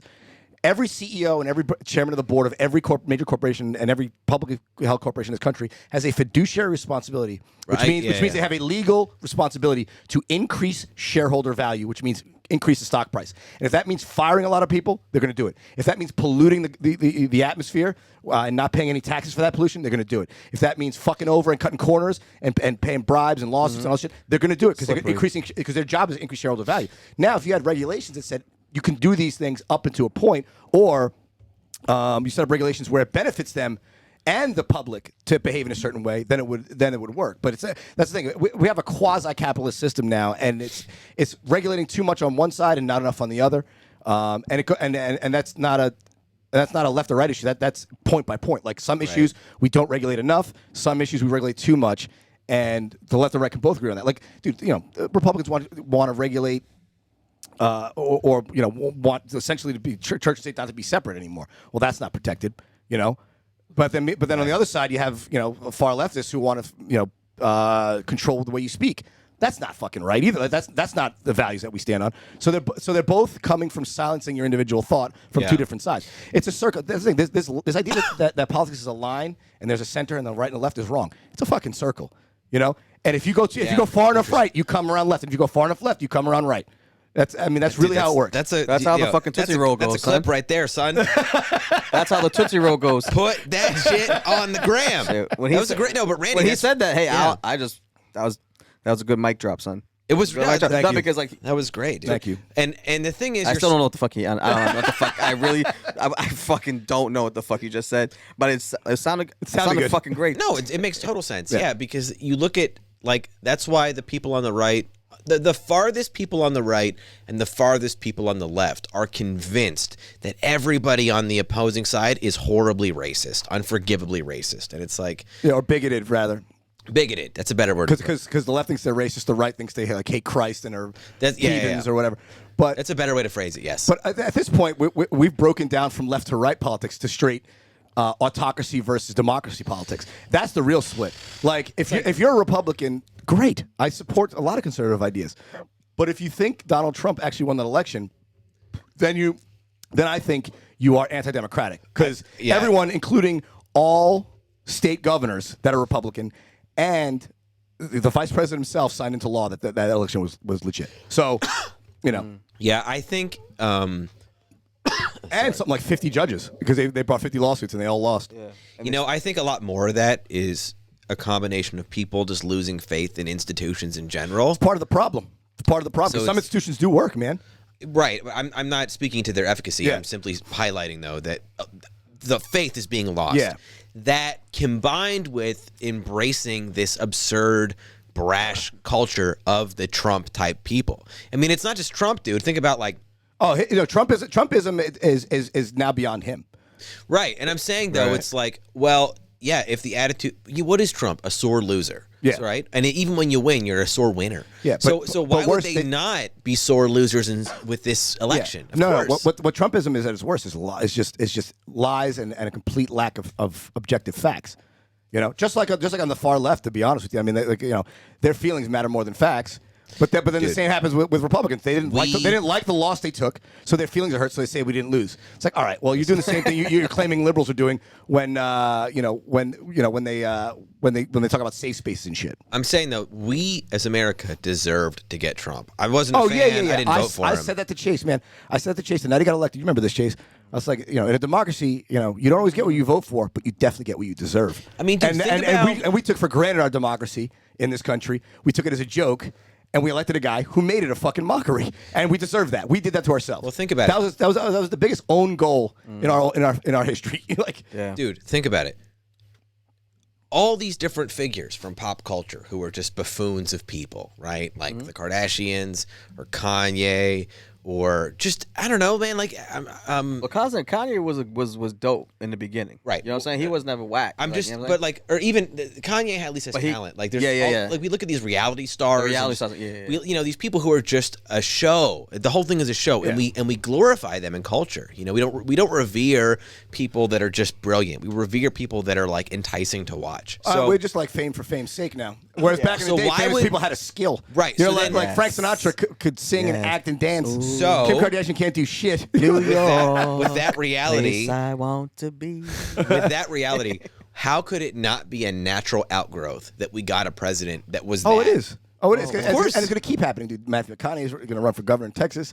Caitlyn Jenner is running for governor here. These people. Caitlyn Jenner has no shot in hell winning. Of course not. But I wouldn't be surprised. McConaughey might win. He might be governor of Texas. Yeah. But why would you want that job? Why would? That's what I say. What's a fucking thankless goddamn job? Why? I mean, I guess the only thing I could imagine is a guy like McConaughey be like, "I'm up for a new challenge." Yeah. Well, he doesn't seem like. I don't get. I mean, I don't know him. I mean, I don't know him obviously personally or whatever. But his book was great. I mean, when I see things about him, and when I see things about him or read things about him, or whatever, and I just. My gauge on him is like, he kind of seems like a guy's like a nice dude, and he wants like good things for people. That's what vibe I get from him. Yeah. So maybe I'm hoping that he's like, if he's doing this, like he's doing it for like those type of reasons, like he's been portrayed as, how he is. But it goes back to your question. Yeah, it's like, dude, dude, why would I want the job? Like, you know what I mean? Like, why would I want all those problems? You know what I mean? So I guess like. But if you don't want change, you have to take a risk. Right, somebody has to do it. So McConaughey, his book was really good. I don't know if you, he put out kind of a memoir of his first half of his life. Oh, really? So he said it's like, this is a memoir of my first 50 years on Earth. And it was really good, dude. I'm sure it was. It's very, very interesting. But so from reading it, I actually did the audio version. I was on like a road trip, so I just downloaded it. Yeah, you gotta send me a text of that book. I want to read it. Yeah, for sure, it was great. He strikes me as a guy who he's done a lot of very cool, challenging things in his life to test himself and to, kind of really learn who he is and what the world is like. So he strikes me as someone, and he's from Texas. He loves Texas very much. He's talked about that. Mm-hmm. He strikes me as someone who would be like, you know what? I've acted all these amazing roles I've wanted to act. I've gotten to produce and direct and write and all these things I've wanted to create. He had a record label. He's done all these cool things with businesses and stuff. I could see him being like, you know what? I want this challenge. I want to help Texas. I really believe that he could do that. Now, I could be wrong. Sure. You have to leave room for... But I think from what I can see, you know what the thing about the world is now?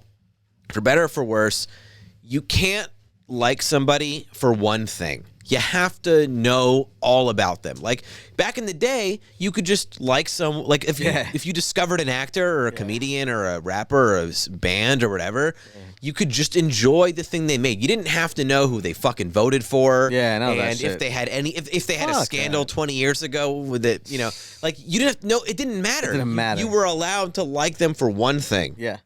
That's all gone. Now you have to know their fucking credit score and if they were mean to their preschool I like teacher. R. Kelly's music, but he's a monster. You know what I'm saying? No, but I'm just saying for better. I'm not saying it's necessarily bad. Some of it is good. We've learned about people like Harvey Weinstein and Bill Cosby, and like that has been good. I always believe, man. I always believe at the end of the day, your fucking trash is gonna come out like at some point. Like I always believe that. You know what I'm saying? But I see what Alex is saying. There's like a guilt by association. Yeah. Like just because you know someone or you like someone for something that they've done, if they fucked up in some other area of their life, now you're held responsible, even though you're not them. Like, remember, you're not an accomplice in their misdeeds. That's the problem. You know what I'm saying? Like they treat you as an accomplice as opposed to just someone who knows them. Like we didn't jail Jeffrey Dahmer's parents because they birthed him. Why are we canceling people because they like X or they want Y, whatever it is? It's a strange thing. Because people love to control other people. Oh yeah. Oh, that's all. Yeah. Listen, Karens are gonna Karen. You know what I'm saying? Yeah. Yeah. I want a Karen situation happen to me. What do you mean? Oh, you want a racist white lady? Oh, yeah, I do. I want to. Why? I don't know. I just want to see how I would react to it. It's so funny, dude. Imagine if it got to the point where like fucking would. I do.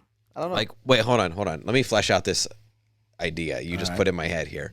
So Chase wants it to happen. Yes. It's never happened. It might never happen. What if there was a way someone could set up like a mock situation so you could go through it to see how it would be? Oh yeah, I'd do it. You're gonna watch him slap some bitch. Like right? Like a service. Like what if there was a service they could set up where you could like get put into a Karen situation just so you could like role play it? I would do it. That'd be so ridiculous. He would lose his temper, dude. You kidding? Yeah. He's worse than me. Chase, what would be your dream Karen situation? In a perfect fantasy, what does she do? How do you react? Break it down for us. Ah, man, dude. Like, would she like call you the N-word or some shit? That would have to do it for me. That's the only. There's a great question. Listen, man. I'm gonna be real. I don't even need to get. Go ahead, Randy. No. I want to ask the question. I'll ask you, Chase. Pace, man. I'll ask you, Chase. I want to hear it because you know they say never hit a woman, right? Which is true unless they're gonna kill you. Then you should definitely hit the woman. But she's like a knife or something. Yeah, if she's gonna sure extreme bodily harm, you gotta hit her. Right. But and leftists and feminists would agree with that, right? Yeah. But that same group of people also despises the use of the N-word. Yeah. What if? Would it be okay for a black man to slap a white woman if she called him the N-word? I don't think the white woman does being a woman trump the N-word? Is essentially the question. Are you asking like my opinion? Yeah. I'm slapping the shit out of her. Yeah. You know what? I straight up telling you, this is what. If I'm just being real and I'm being as honest as I can, Randy. Let's hear it. You know what I'm saying? Like, you know me. And I'm not saying close fist puncher, but you give her a slap. Listen, like, I'm gonna say this like so you probably try to understand. Like, Randy knows like I'm a very like peaceful person. You know what I'm saying? Yeah. Like I want people to be like Unless somebody cuts you off on the highway. You know what I'm then saying? it's fucking- yeah, right. Yes, then that's it's World War III. Yeah, there's a couple things. I got a couple fucking moths in my closet. Okay, Worse some things out. It's funny. but I have like one kind of limit, Okay. like point to read. Like if you cross that, Yep. you know what I'm saying? Sure. And it's like, and it's that. Yeah. It's like that, and it's like that, and it's like that, and that's it. Like It's gotta be- it's gotta I'm be the sorry. most- like I'm pretty. You could talk to me rationally about anything Yeah. else. You know you can try to No, I explain to me. don't- Say, I I would have blame to. you. I would have You know? to say it's the most disrespectful thing you can say to somebody. I mean, you could do more disrespectful things, hit somebody, hit Well, their you know- children. you know what it but is? in terms of words inflicted, saying something like that to a black person in America has got to be the most disrespectful combination of words you could put out there. Because it's so blatantly. Thank you. there's- Thank you that you agree. There's no ambiguity. Thank you, Randy. Yeah, that's it. There's no way to even argue that you didn't mean exactly what Yes. you said. Yes. There's no other reason but to be the most vile, hurtful you could possibly be. Yeah, and again, how you say it too. Like if you call someone that, Yeah. you know, it's one thing to say it, but to call someone it too is a level has- of disrespect that is way up. You know, like Yeah. Like I Does it said- happen to you, Chase? Yeah, dog. Like straight to your face? Straight up. Yeah, dog. hard R and everything. Straight up. Yeah. crazy. A lot of times, dog. In Boston? I guess in Boston, yeah. I'm not even. Yo, Old bro. people, young people? This is what I'm trying to tell you guys. Young I'm white guys, I I'm bet. trying to like Tough have guys. you understand, Fake tough like, guys. yo, like, I'm you not know what I'm just- saying? Like, yeah, I believe it's, it. it's like I'm not, it's not. I've been through like situations where, you know, a white dude, you know, racist white guy. It doesn't even matter who the color it is. You know what I'm saying? Yeah. But anyone, you know, coming to you and saying that. Pretty much, they're saying like you're not. I don't consider you as like who I am. Yeah, you ain't I get shit. it. Yeah, you're less than human. Yeah, Essentially. you're less than human. Yeah. You know, it brings you back to those times where even though like I don't have like, the like thing is- even like you know just to go back to whole. It brings you back to like slavery and shit like that. It course. brings you back to all that shit. You know what I'm saying? You know, the thing is, the only, and this is why now is so interesting, the only way to really deal with those people is to catch them on camera and show the world. Because you can't hit Well, them. Randy told me. Yeah, that. we talked Randy about told that me- last Yo, bro, week in the podcast. In that he fucked in me up that- with that one because I was like, he fucked me up with that one because I was like, Yeah. on that shit. When it comes to me, I'm Because we were talking he's about playing, free yeah. speech. We were talking about free speech, Alex, and like you know, where does it end? And he's like, you know, well, people shouldn't say the N word. I'm like, well, they shouldn't say it, but they should be allowed to say it. And my point behind that was if they feel comfortable enough to say it, then you know who the racists are. You know what I'm saying? Sure. Like you could point out the people who are, and I don't want to say enemies. You point out the ignorant people who need to be worked on. You know what I'm saying? Like, and if you mandate that they can't say it, they'll just find creative ways that don't use that word, but still convey the same meaning, and then they could put up their hands and say, "I'm not actually a racist because I didn't say the N word." It's like, Right. well, just because you didn't say the N word doesn't make you not a racist. So that's, you know what I'm saying, I think- and that's that what was my happened. point. And that's that your was my point. yeah. And that's what happens. And you know what I I mean? think we're seeing kind of the apex of this now. Yeah. With with like the folly of people who either believe or outright deny that there is cancel culture, because it's like if you don't believe that it exists at all, that's obviously ridiculous, and if you don't believe in it in any capacity, that's stupid, because there are things and people that should. Like, what is canceling? It's saying like we no longer want that to be part of society, right? But you can't scrub the past. That's where I No, draw the but- line. It's but like you- you know, taking words out of books. It's like, well, why don't you burn them like hardcore religious people Yeah, used to? you know, like shouldn't, that's a but little. what- That's it's essentially the same thing. But what You know, I'm- canceling George Washington and Abraham Lincoln. Look, we know these guys didn't have the values we had. They were born 200 years before us. Yeah. But to say that they were not progressive men for their time, and to completely erase them from history and not point out the good and bad they did, Yeah. would be a loss of a valuable lesson. You know, yeah, history's, I think about history. History's kind of like math in that way. There's always the right answer in history because history we know what happened. Right. You know, just like math, right. you always get, so Right. so you if got to you're- take the good with the bad. Look, Columbus, you know, didn't discover the New World, but he made the Western world. He did, you know, essentially allow for there to be a country like America, but he was also kind of an asshole because he raped and killed a lot of people. You know, like so. Yeah, it's a Yeah. part of the truth. Like I said, Thomas Jefferson was having a long-term affair with his slaves. But the guy wrote the Declaration of Independence, for Christ's sake. So like, you got to take those are just facts that we got to come to terms with. They kept have some. Yep, you damn right. You know what I'm saying? You gotta have some right Hold on, I there. gotta go to the bathroom real quick. No, but that's the thing. going. Gotta have some diggers. No. No, it's like I know what you're saying, Randy. But that's the point, In you know order what to, I'm saying? I know what you're saying. I'm just fucking making stupid jokes. I think I know exactly what you're saying. You're saying in order for something to get better, something bad has to happen, unfortunately, or something has to. You have to know where you're changing from. Like, if you want change, you have to put a pin in what's wrong. You gotta know, yeah. Like I said in the car, what doesn't get measured doesn't get changed. Doesn't get changed. So if dude, I feel like people have to think, and people have to like kind of think about that like really, really deeply, like what that means. I don't think people take the time to reflect like what you said. Yeah. You know what I'm saying? It's like if you kind of if you think it out. Think exactly what you're thinking out, and then you'll come to the right. Well, that's why it's I don't know. It's important not to react right away. Like you have to, like I said, take the beat. I learned this in my hunting education class that I took in New Hampshire to get my license. Wow, flex, big flex. Big flex. It's open to everyone. Okay, but sorry, I didn't get that memo. Well, if you want to go to New Hampshire, but they say when you get lost in the woods or if there's a problem, you have a problem with your gun, any problem. First thing you do is just stop. Stop, sit down, take a minute. Because if you're lost, you keep walking, you're gonna make it worse. Yeah. And it also gets rid of that adrenaline rush, that panic starts to fade, and you can think more rationally.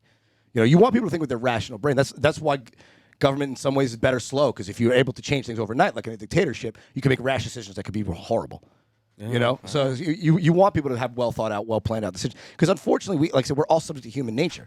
That's what the Enlightenment taught us. The Enlightenment taught us that we have to stop and let reason set in, because our own gut and our own emotion will continually have us making horrible fucking mistakes. It'll continuously happen. Think about how many girls you fucked you shouldn't have. Because you were thinking on instinct. I like how that's the one. That's exactly where Randy went. But then you stop, beat off, and then you go back to your text like, I don't want to hang out with this girl because I don't need that. Like I wasn't being clear. My balls were leading my fucking brain, and I needed a minute to get my senses back. And that I know marriage isn't for everybody, but that's the best kind of way I explain it. Like when dudes are like, yeah, but like, can you really just fuck the same woman over and over again? And it's like, all right, you got to understand something. Like, there is a point when you have to accept that that's normal.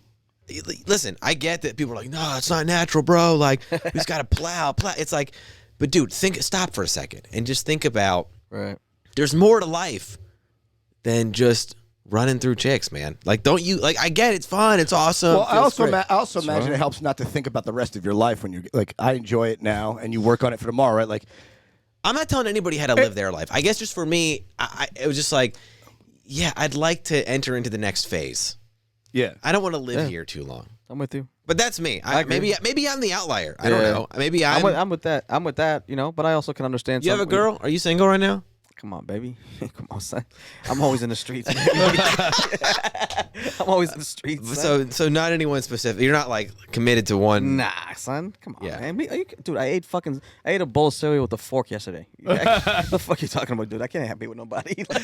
No, I just thought of that though. Thinking about like, sorry, I was just responding to somebody, but not to go back. Like, how dare you? Like the way you were talking about, big guy. Is it Like, do you really think you could have the same woman for the rest of your life? It's almost like when you're 12-stepping. Like, I feel like in a marriage, you shouldn't think about the rest of your life. You should think about getting through today, and it's like it's one day at a time kind of thing. Yeah. Like it might end up your life, but if you, at least for me, if I thought about this was my life's going to be like forever, that'll psych me out. You know what I'm saying? I need to just take it day by day. Right. Be present. Maybe married people should go to fucking AA and learn some lessons from that. That's so funny. I'm asking for forgiveness, making amends, telling people how you're wrong. There's a lot of steps in there I feel like married folks can benefit from. Yo, Alex, I'm really big on that. Yo, I'm being like really being like present. Like, you know what I'm saying? Yeah. Like, I agree with Randy. Like, so many people think they get so worried about like what they don't know, and they just like 20 years from now they worry about what's gonna happen in 20 years. It's like, you don't fucking know what's gonna happen in 20 years. Like, just fucking live your life now and deal with what as it comes. Just try to do the best you can. You know what I mean? Yeah. I don't know if that makes any fucking sense, but like some people get worried about like trying to get to a place that you don't know that you don't know for sure that you're gonna get to. Yeah. So you just have, in my opinion, I think if you're going for something, don't go into it with so much high expectations. Well, you got to break it down into a manageable set of tasks. I mean, there's like long-term goal. And look, I God knows I can sit down and do this for my own life. I'm fucking preaching, as if and not follow my own words. But you like, if you want to be, a partner at a law firm, you break it down like, all right, I go to, The next 5 years, I focus on getting into and graduating from law school. Then the next 5 years, I focus on just getting through my associate year. Right. Then I have to worry about becoming a partner. Then I'm like, all right, like you sort of cut it into manageable chunks. Like if you want to lose 100 pounds, you don't start saying, I want to lose this 100 pounds. Yeah. That might be the ultimate goal, but you start like, all right, I want to lose this 100 pounds. This week, I'm going to walk every day for a mile. Right. And the week after that, it'll be 2 miles. I get what you're saying. And then 3. You measure know what I'm saying? Yeah, like, because it's like I said, if you think about the rest of your life, the day you get married, you're like, holy fucking Christ! Like what? You know, like it might be overwhelming to think about what's coming. Well, it's kind of like the same way of being like, I want to be a famous comedian. Yeah, pretty much. Yeah, exactly. Yeah, You know? if your goal is to be famous. If Or your even goal is to be just a comedian, you don't really have to worry. You don't want to be famous. Or even In my I'm saying just opinion. like successful. Like you can do it where like that's all you don't have to waste your time working a job that you don't want to work. Like you can just travel and tell jokes and kick it. Yeah, that's dope And do too. podcasts. Yeah, that's dope too. That's what I'm trying to do. That's my fucking goal. Yeah, I mean, I'm not there yet 100%, but it's You're farther along than I am, man. We haven't monetized this podcast yet. Our listeners right now are getting more free fucking gifts from us, guys. I will say my show highly unlikely. So it's my first project where I've actually like gotten paid for my creativity. If I'm not gonna lie, man, it feels cool. I'm really it's validating. yeah. Yeah, You know? but it's not for me. For me, bro, it's not surprising because like you've Thanks, always, man. you've always, Yeah, he's always had an angle. you've always been like, you've always been that dude to me. Thanks, bro. You've always been that dude to me. Like you've always been the fuck that. Like the thing is like, no, I don't understand. Chase had a few Yeah. joints now. He's feeling good. Nah. He's loose. He's gonna love on Alex. Why don't you go suck his nipple right now? Yeah, I know. I appreciate it. I put the work in. I'm just saying. I want. Yeah. For me, I really pay attention to. I value qualities in that people. Like Yeah. when it comes to comics, that particular thing, I value that a lot. In those things, Sure. those things. So, you know, even when you started like Boston, and you started shows. You got one of those guys that like, really kind of rejuvenated the development of like comics. Like, and I'm being serious. Like, Thanks, cause like man. I'm giving because there's motherfuckers out there right now that's doing shit. Yeah. That think they don't. Like they act like they run shit, like you know what I mean? In Boston? Yeah. Yeah. And they be funny with it. Right. You know what I'm saying? I ain't gonna mention no names, but They act like they did more than they did. Yeah. You know, and it's like chill. Like, you know what I'm saying? Like the work was done and you got that. Yeah. Just keep it going. It's instead of doing that interesting. corny shit. Yeah. You just never been corny. You hustled, you did your thing, you were about the work. You weren't about like all this drama stuff. You just And so when you got this, I'm like, yeah, that fucking makes sense. Like automatically I get what to you're me. saying. You know what I Yeah. mean? You didn't pay attention to the bullshit. Like you didn't do like Because why? Why would I? I don't know.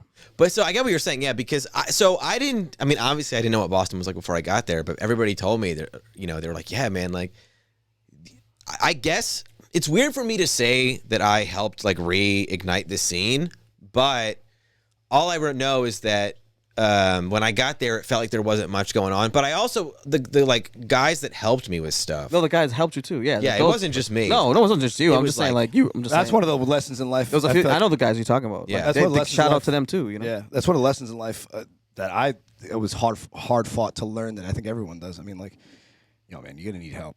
I mean, Yeah. but believe me, I want to do everything on my own. But someone's gonna have to care about you. Someone's gonna have to, give you an attaboy. Someone's gonna have to help you start a show or what. That's the biggest thing. Even, man. even criminals, son. Criminals can't get major crimes done unless they have accomplices. You're so you right, need dude. people involved. No, you have to like 'Cause- the thing is in comedy, bro. Like when you first starting out, like Yeah. the first fucking 10 years, whatever it is, 8, 9, 10, whatever, 7, 5, whatever years, you have to fucking like you got to network with your people. Here's you know what I'm the saying? thing, You got dude. Dude, when I started just going to open mics every night, I had to go because I know he was going, and he had to go because he thought I was going.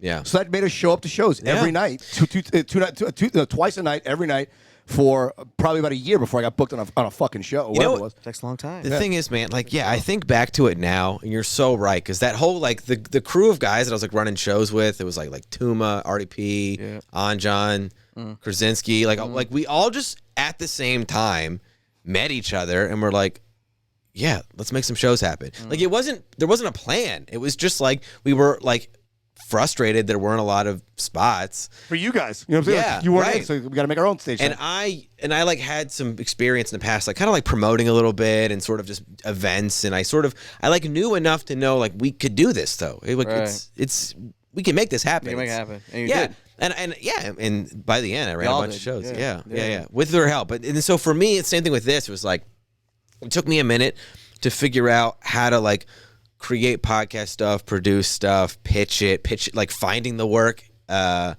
But once you start to do it, you're like, oh, it's not. It's actually like way more possible than you think. You just got to stay in the fight, man. You just got to keep looking and like fine tuning. Like it's there. It's like it's right there. Well, that's a big part of it too. Is just showing up. That's that's what I call it. Like you, like yo, son. Like eventually, if you show up long enough, you'll outlast everybody else. You know what I'm saying? Yeah. It's like Muhammad Ali's rope a dope. You know what I'm saying? Like if you don't go down, eventually everyone else will. Yeah. And you'll be the guy or gal standing there, ready for the opportunity when it comes. To me, stand up comes for me. The denominator is how much will you have not to quit. Right. That's for me. How much? It's not about your success. Because at any given moment, you're like, hey, worth all this bullshit. Son. Yeah. You don't know. Like for me, it's like when I respect the comedian who says they're a comedian. Like I respect them based on like their commitment to this game. But like, you know what I'm saying? You also I don't give a fuck about like the whole other shit. But I think you hit a point. I feel like I've just hit this point where it's like, there's no such thing as quit because like, what else would I be doing? Well, that's the thing. You get too invested. That was one of the it's one of the things Jeff told me. He's like, burn the boats, make it so Jeff's you can't, right. Make it so you can't go back. You know, like I mean, people ask survivors of the Holocaust, how'd you do it? It's like, what choice did I have? Right. You know what I'm saying? Like it was either that or die with the rest of my family. Fuck that. You know, like I'll do, a lot of them lived out of spite. You know what I'm saying? Just to you're not gonna kill me. Remember I said that shit to you in the kitchen one time? What's that? I was like, I think I was like. So we were talking about stand-up comedy. You were talking about like you at the time you were like getting into it. We were talking about stand-up, and I think you were talking about one point. You said probably going back to your job or something. You know what I'm saying? Yeah. And I was like, no. Don't think about that. I was like, no, that's not what we're doing. Right? Yeah. I was like, this is not. Yeah. I was like, don't entertain the idea of another option. Yeah, because this is we're. He's right. I'm like. We do comedy not because we want to do it, it's because we need to do it. Yeah, it's the thing you like. Yeah, and so if if you're trying to do it the other way, then like just quit now because you won't. Yeah. Although that's my opinion. I will say there's nothing wrong with hobby comics. No, you're right. No, I didn't want to be that. But you don't want to be that. I know how passionate you were. Fuck, I was like, I think hobby comics are great, but I think people should be honest with themselves. Well, that's the thing. I mean, we've talked about that before. Guys and gals who want to who expect X but only put in Y. It's like, well, what do you? Come on, like they're not gonna come to you. You know what I'm saying? Like, fucking, a big Hollywood producer, whatever, fucking Netflix special guy isn't kicking down your door. You got to make yourself available for the opportunity. You got to put yourself out there a little bit. Yeah. Yeah, I mean, I agree. I just think a lot of people, they're either too scared to do that, they're too lazy to do it, or they just don't know how. They just haven't figured out how. I think a lot of it is like people just don't know how to go. Yeah, like fear. People get fear. Yeah, we got 2 hands, we got 2 feet. Like there's nothing that you can't do that I can't do. Right. I feel like, Yeah. like we still. We still have to go to the store. We still have to go take a shit. Like there's nothing. There's nothing. That makes me as more long as you're alive, you have a shot. I mean, theoretically, sure. That's the thing. I mean, and particularly in hopefully in this country. I mean, you still, man. You're not out of the game until you're dead. Like you could still bluff still her way. fight. I mean, look, if Kim Kardashian can bluff her way to the top, one of us can figure it the fuck out. You know what I'm saying? There's a line from a great Anthony Hopkins, Alec Baldwin movie from like the late '90s called The Bear. Oh no, The Edge. Where they get like stranded in the Alaskan forest and they're like running from a bear. Yeah. And they have to figure out how to kill the bear before they get to like their rendezvous point. And Alec Baldwin's like, it's impossible. And Anthony Hopkins' character says, "What one man can do, another can do." And obviously that doesn't apply to everything because I'm not LeBron James, but that would be me. That would be me. Yeah, but that would be me. But that has a very big kernel of truth to it. Like, sure. Like if someone else can do it, why not you? Yeah. Like good point. I'm sure Buzz Aldrin didn't wake up as an 8-year-old and say, "I'm going to sit on the moon someday."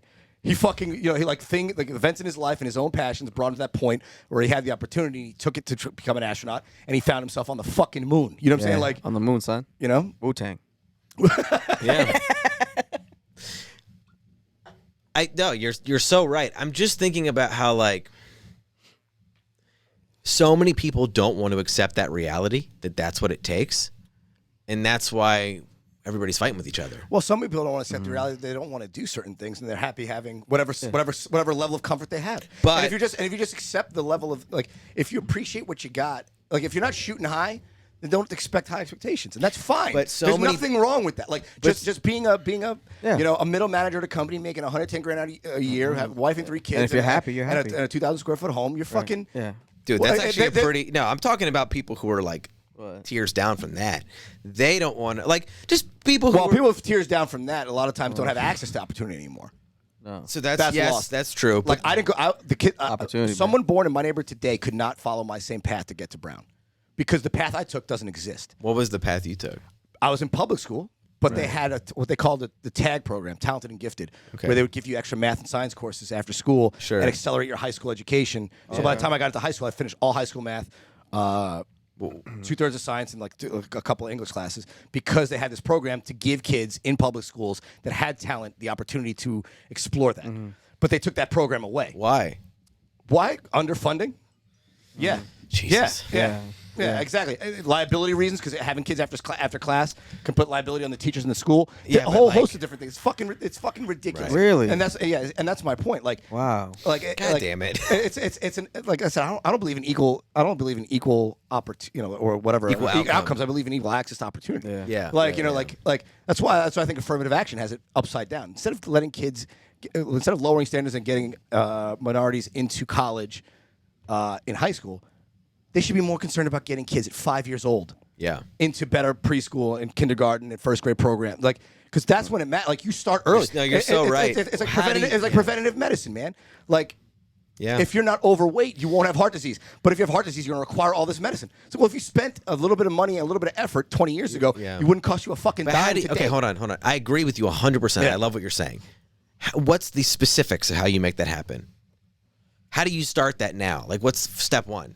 Well, in terms of investing in education, early childhood development is huge. Yeah. Huge. I mean, like education is one of those things, like dollar for dollar. Look, dude, if you invest more in education, think about this. You know how much crime goes down if they put more after-school programs in there? If they had more sports teams at public high schools? Yeah, man. Because kids are doing something. They're not on the fucking On street. the street, man. They're not on the fucking street. Yeah, man. That's the Yeah. problem. You know, No one thinks about No one thinks about like the dominoes that fall behind these things. There was a story. We're I all don't- band-aids. We're not about fucking working out or fixing the problem beforehand. Right. There's preventative measures never. Yeah.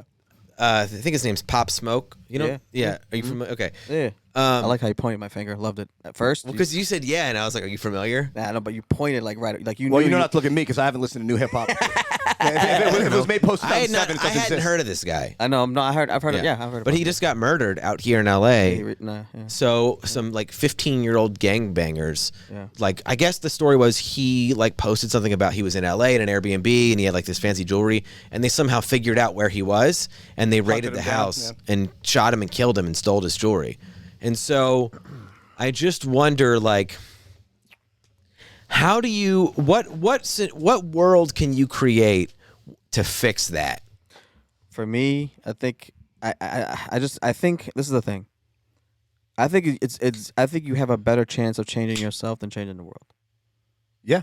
You know what I'm saying? Like, so basically, what I'm Yeah. saying is like I've heard that from I forgot his name. I heard that and I took that in. I say, if you set yourself a good foundation for yourself, Yeah. the chances are later on you will have a higher chance of acting at an efficient level in society And being successful. and being yeah. successure. You know what I'm saying? That So fif- that's that, so that 15-year-old kid, like I said, if he was on a football team at a public high school, he probably would have had practice. He probably would have had a game on Saturday on Friday night. He couldn't be fucking around robbing a hip hop Yeah. party. He'd be too busy doing other shit, Basics, more man. productive shit. Yeah.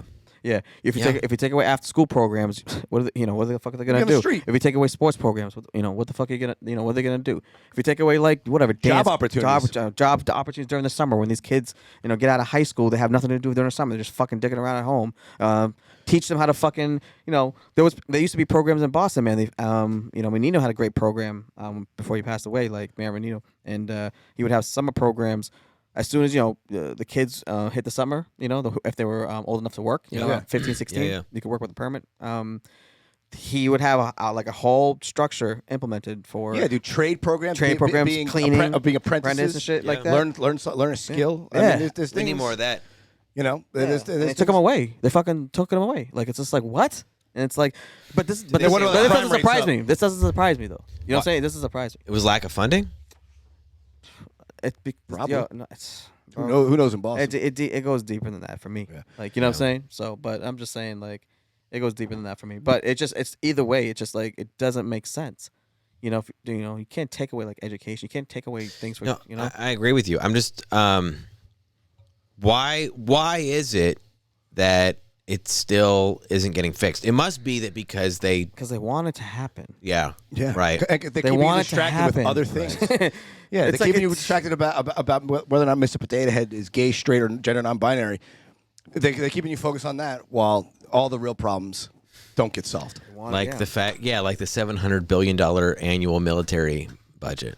Yeah. How about the fact that 500,000 people, just as many people have died from COVID as have died from opioid overdoses since 2011, and the war on drugs continues. Meanwhile, they should be fighting the fucking pharmaceutical companies that push these pills on people, and not. I mean, the pharmaceutical companies are more deadly and more profitable than any cartel that's ever existed. By what? The Sackler family should be hung in a public square. Sackler? Who are they? They own Purdue Pharma. They're the ones who brought OxyContin onto the market. There's a great documentary on HBO called something about the greatest crime you never heard of, or something like that. It's an Alex Gibney documentary. It's fantastic, 2 parts. But yeah, I mean, they made $14 billion. Literally killing 500,000 people. That would be a great episode of my other show, Highly Unlikely. Yeah. Season 2, baby. There you go. That'll be my episode now that I have enough followers, hopefully. I want to. The guest has to. They don't have to. I want them to not know too much because I want them to learn. Good luck about with me. Because or I want it to be like broad. Like, remember you and I did like a practice one. Did you use that in your pitch at all? Yeah. Oh, nice. Good. I'm glad I was able to help. Yeah, I was helping Alex out.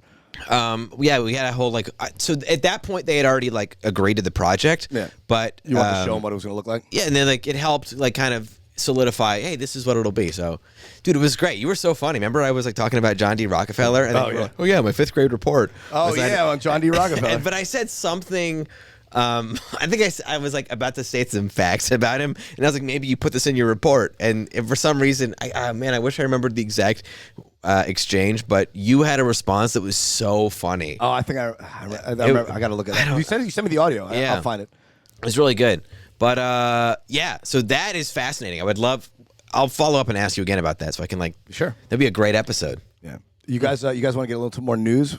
How long? Oh, yeah. We've been like an hour and change, huh? An hour 40. Oh my God, we could talk for fucking. We'll wrap it up in 20. Sure. Anytime the 3 of us get on a fucking horn, it's always a goddamn marathon. It's like a Joe Rogan podcast. Yeah, I can pull something up if you want. Yeah, well, there's multiple places where it's listed, but I'll tell you the gist of the story because Chase and I were talking about it in the car, and I wanted to get your take, Alex. Sure.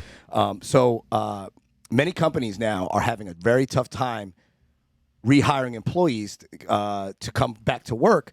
And a lot of them are saying it's because unemployment assistance is too high. The $300 a week that people on unemployment are getting from the pandemic. Mm-hmm. Such that some states like Kentucky, I think Tennessee maybe even too, are considering to vote. The state legislatures are considering to vote not to accept any more federal pandemic assistance money for unemployment.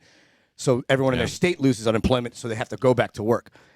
And what I wanted to know from you guys, do you think? What do you think of that? And do you think it's fair? Do you think the government's paying too much money in unemployment assistance? Do you think it's fair for these states to go ahead and cut their residents, whether or not they're able to work? That's the thing. So if they cut the federal funding, they cut it for everybody, whether or not you actually can't work, or if you're just being lazy and don't want to go back to work. Do you think that's fair? So, I think the real issue is that you have to pick either go back to work or get the money. What it should be is being like, this is an unusually bizarre situation. Everyone's whole life got fucked up from this, and it was chaos, and it's still chaos. So here's the deal. You can keep getting this unemployment money until the claim ends, and also you can go back to work. So you can start recouping any savings you had to go through, paying off any debts. Okay, so you're saying cap the time date on the amount of employment benefit you got. So you get 6 more weeks of unemployment isn't forever. There's a time, so just make it where it's like, because the thing is, the thought I would imagine is like, oh, once the people's unemployment does run out, then they're going to be forced back to the workforce. So then the move is, especially also, here's the thing too, like let's say you're earning like $15 an hour on unemployment averaging, right? No, I'll tell you what the rate is. So the rate they're giving you on $300 a week from the pandemic assistance money at 40 hours a week is $7.50 an hour, which is minimum wage. Okay, so right, very low. Yes. But the thing is, and then it's like, well, you could go get a job for $12 an hour.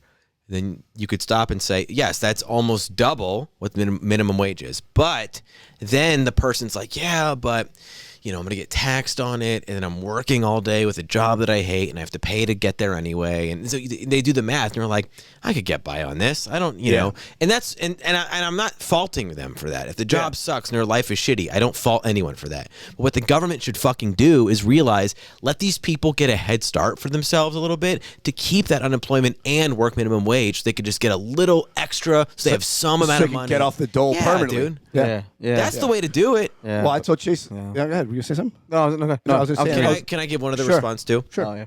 Here's the reason it can work. Because the argument someone would make against that is like, it's unfair, which is absurd. Let's just, like, I'm not even going to address that. Saying it's unfair, that's absurd? Yeah. Come on. Or they could say, well, it's like, we don't have the money, or it's going to be a waste of money. If they're working, then it's a waste of money. It's like, dude, the money's already been allocated. If the claim is there, like if the government awards you, Randy Valerio, $15,000 over the course of like however many months in unemployment. A year. Yeah. Right. And it, like, let's say you get it for 1 year. That's what it works out to. Yeah. Right, for 1 year, you get $15K over this 1 year. And then let's say halfway through you get a job and you have like $7K more coming, but you get a job, so you want to take it away. If someone were to, like, you can't argue like, well, we can't afford it. It's like, dude, the money is there. It doesn't matter if you allocated. Right? It's already allocated. So if you earn extra money, you're not taking it away from anyone. The money's spent. Yeah, it's already right, exactly. So And you know what's funny about that, Alex? And this is true.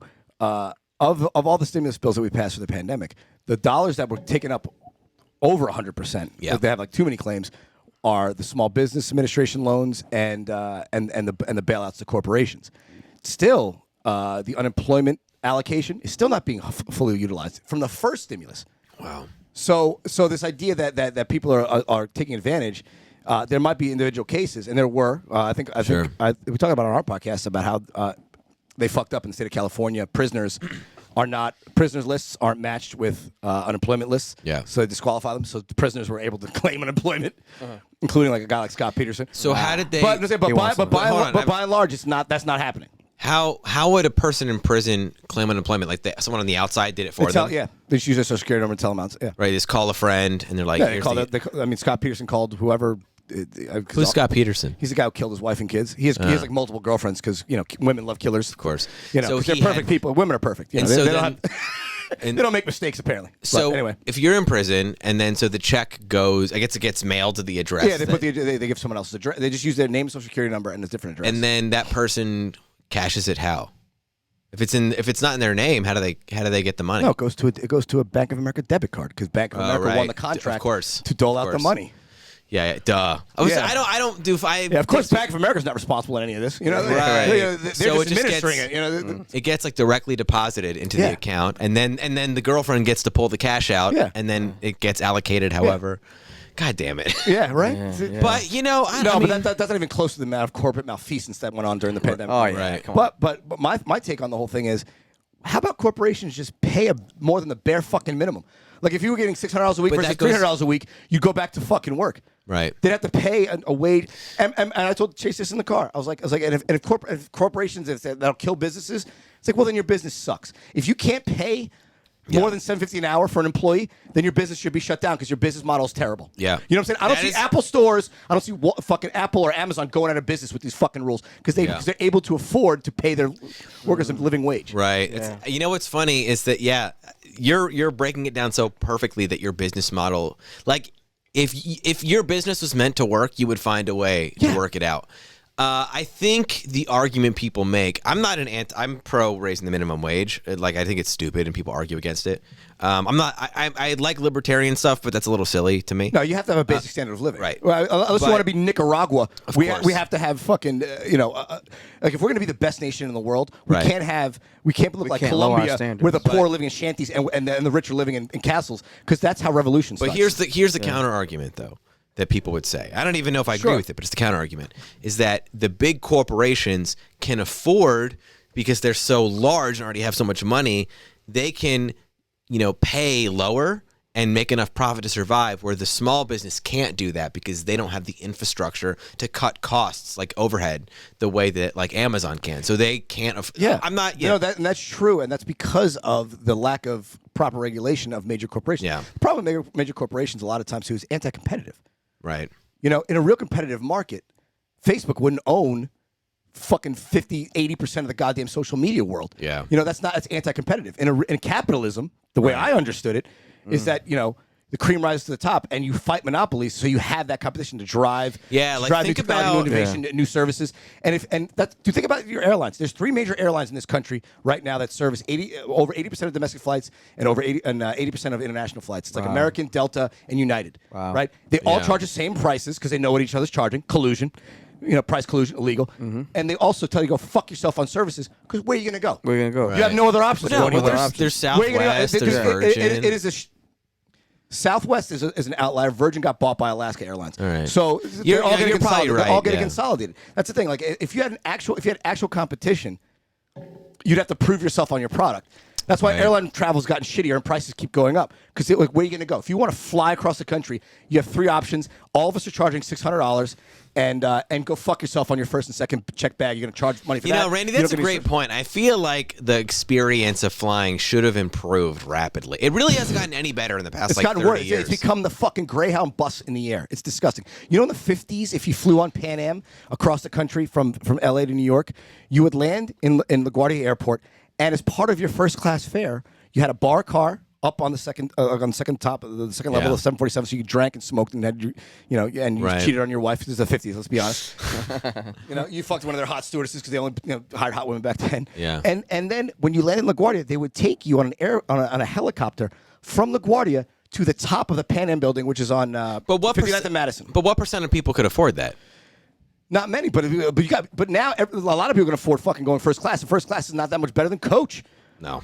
And it's so much more expensive, dude. That's my point. Like you get less value. You gotta fly private, dude. You spend more money for less value. You gotta go Dude, private. Think about ATM. Think about banks, dude.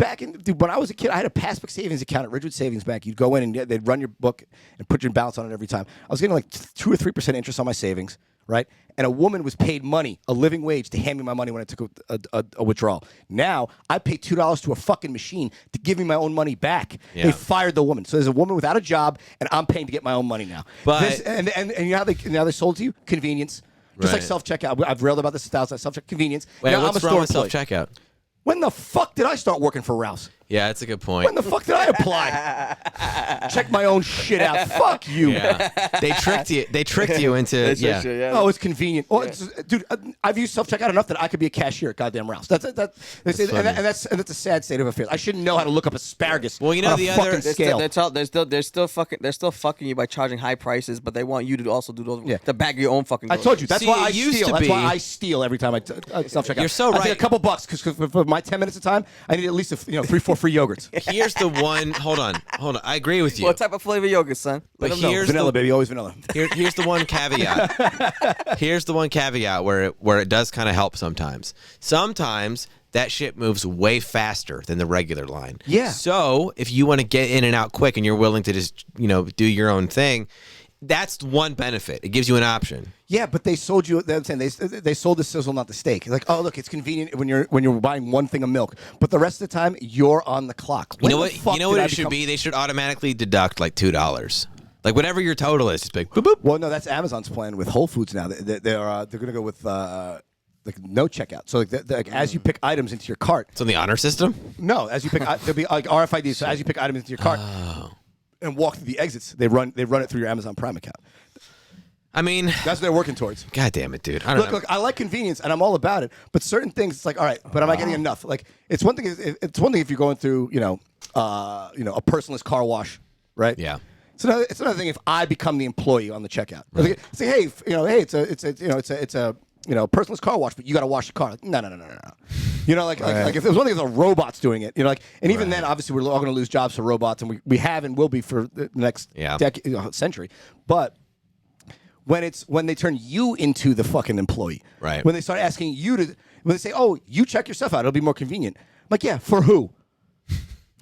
You know, it was pretty fucking easy when I just put my shit on the counter and someone else did it. It's convenient for you. That's you funny. Cunt. Randy, you crack me up, dude. Yeah, Randy's funny. But Randy's like, you're like, so right, dude. Do you do this? Do you do it on stage? I've not talked about self checkout on stage. Pretty good. I mean, there's been a million takes on it, but that was good. Thank you. Excuse me. I like, that wasn't even a bit. That's just my fucking personal thought. Yeah. But you phrased it in a way that felt like I hadn't heard it from that angle before. You know? What's the thing? People don't stop. Like we talk about, people don't stop to think. So, dude, amen. To that. They don't. They don't. No one. Like, people question the wrong things. It's like, is the Earth flat? Like, fuck, man, we solved that. Oh, why aren't we? Why aren't we questioning? Why aren't we questioning the fact that fuel efficiency in cars hasn't gone down over the last 70 years? Yeah. You know, what about that? That's a real question, not the bullshit about Yeah. It's like dude, fucking. Randy, it's like knowing the answer. I feel like you should talk more about this on stage, man. Bro, I've been saying this shit to him, funny. son. Randy, listen, Alex. I've been saying to this right, shit. listen. I've been saying Hold this on, shit to this motherfucker for fucking long. But you just so let me tag. I'm telling you, son. Randy. I can't wait for this nigga to lie, son. I can't wait till you get hot, baby. You're gonna So finally blow up. So let me tag on. I'm gonna get canceled before then. Let me tag on what Chase is saying. Yeah. Oh, I'm sorry, Randy. So this is where you're at now. Not that I'm like so far ahead from you, but I started a little bit before you. So now you're at the point where you know how to do comedy on stage. Like you're doing it, like you're good at it. Oh, thanks. Now, you see me, but thank you. Like you've got but you have like the moves down. Like you understand the rhythm, you understand how it mechanics, works. You got like you know how to play the sport. You got that. Like check. Got it. So now you need to start matching these kinds of ideas with that skill material, set because the material that you were doing when you started matched your skills on stage. Now your skills on stage have surpassed the material. You got to bring in this material to match the stage skills because that shit is fucking interesting. And it's interesting and it's also a lot of people have opinions about it, so they're immediately going to be like, I have a thought on this, but I want to hear what this guy's going to say. Guy wants to say. Yeah. And then when you can do that and hit them with something funny, even if they don't agree with you, but it's funny, dude, then you got them hooked, bro. I've been waiting to have this fucking conversation with him about that. I didn't know this was a comedy intervention. He said it like the way I mean it. I really mean it, man. Thank you. I'll take it as a compliment. Yo, and listen, I was really gonna say that, like trying to like, fuck. I was like, I don't know how to talk. But you know what? Because especially from your Instagram posts, you have the writing chops. Like right there, dude. You read it, it's like quick punch, like idea, joke, immediately, like dude. no fat, and it's like that shit is there, dude. It's really good. Yeah, I mean, I'm trying. We're all evolving as comedians, you know. But listen, I told him this when I fucking met this dude. I was like, yo, like when he told me he wanted to be a comedian, I was like, listen, well, I was like, something because the way it was more because I didn't even know you. Like I didn't know your jokes, but like before, like it didn't matter because I know when you first start out, you're trying to just get your stuff together. You know, who cares about like whatever funny or not? But it was more of like, for me, it was more of like, oh, the thinking, the way how he thinks. I was like, oh, okay, he's gonna forget who it was. That's just me, man. I don't know. I don't know if it was Jeff. It might have been somebody else. Another like a more. Maybe it was even Corey. Corey Rodriguez. They were like, he's like, yeah, you know, you'll figure out being funny, but you're already interesting. So that's it. That's it right there. You have exactly. He's like, just make it funny. Like, you'll figure out how to make it funny, but what you're talking about is interesting. See? So you got half the bat. It's like half. It resonates. And this is why.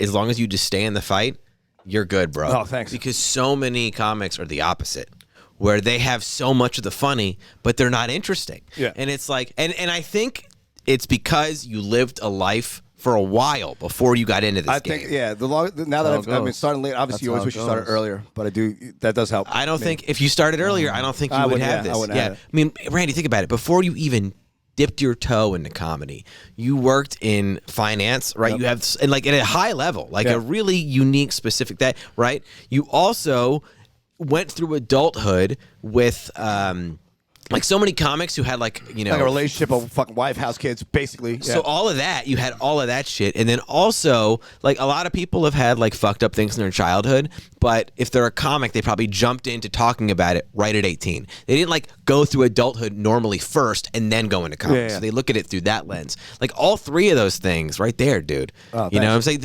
You wouldn't have that if you jumped in too soon. No. And the thing is, like Corey and Jeff were pointing out, it's like, don't like so many people aren't thinking about the kind of things you're talking about because they just it's like they lack the ability to care. I don't know if it's like It's an oversight almost. but if it's presented to them in a funny way, they do care. Yeah. Well, that's the thing. People don't realize. That's why Carlin was dope. Yeah. That's why he's my idol. I mean, Yes, people don't realize. A lot of times, I feel like people don't realize how hard they're getting fucked. You know what I'm saying? And I'm like, wait a minute. Well, I mean, think about you hear son. you hear about how like women will stay with like a husband who beats them because they just normalize it. Like that thing in our brains isn't unique to that scenario. Yeah. But you feel like because the thing people will say is like, why didn't she leave? It's like, where's she gonna go? Yeah. She has no. She knows nothing else. Exactly. Yeah. So like, if you know nothing else, Yeah, you're limited on the height. You're limited on like where you can't.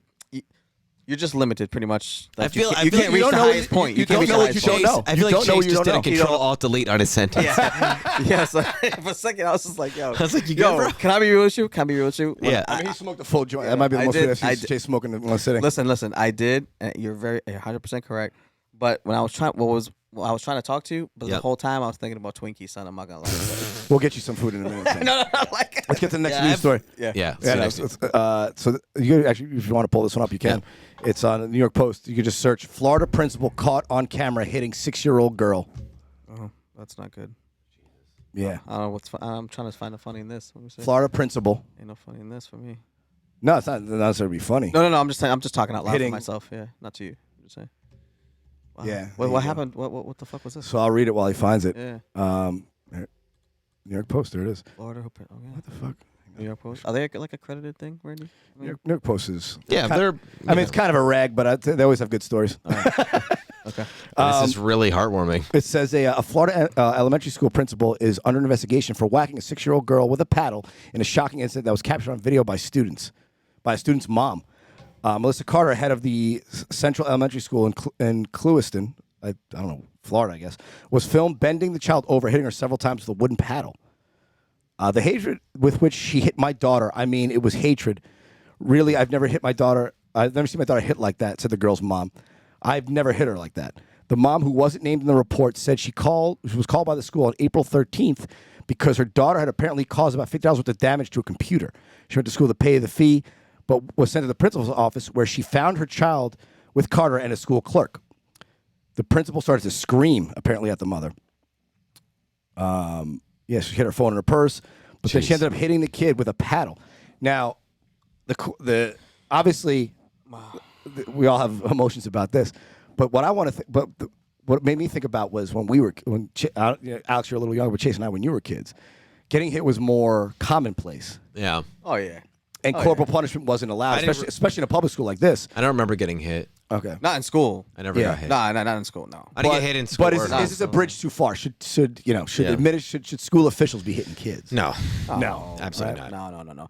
I know back in the days, there were some times where, like, I think if you with the Catholic school or something like that. Yeah, if the went to nuns. But you signed up for that. Listen, That's the thing. listen. If you went to Catholic school, they knew you were going to get hit. Yeah, put but it this way. but let me finish my point. Okay. Before I get that. Just for me to be clear, that is absolutely cannot happen. Especially with a paddle. I mean, paddle. Yeah. This just the thought. Forget about the actual reaction to it.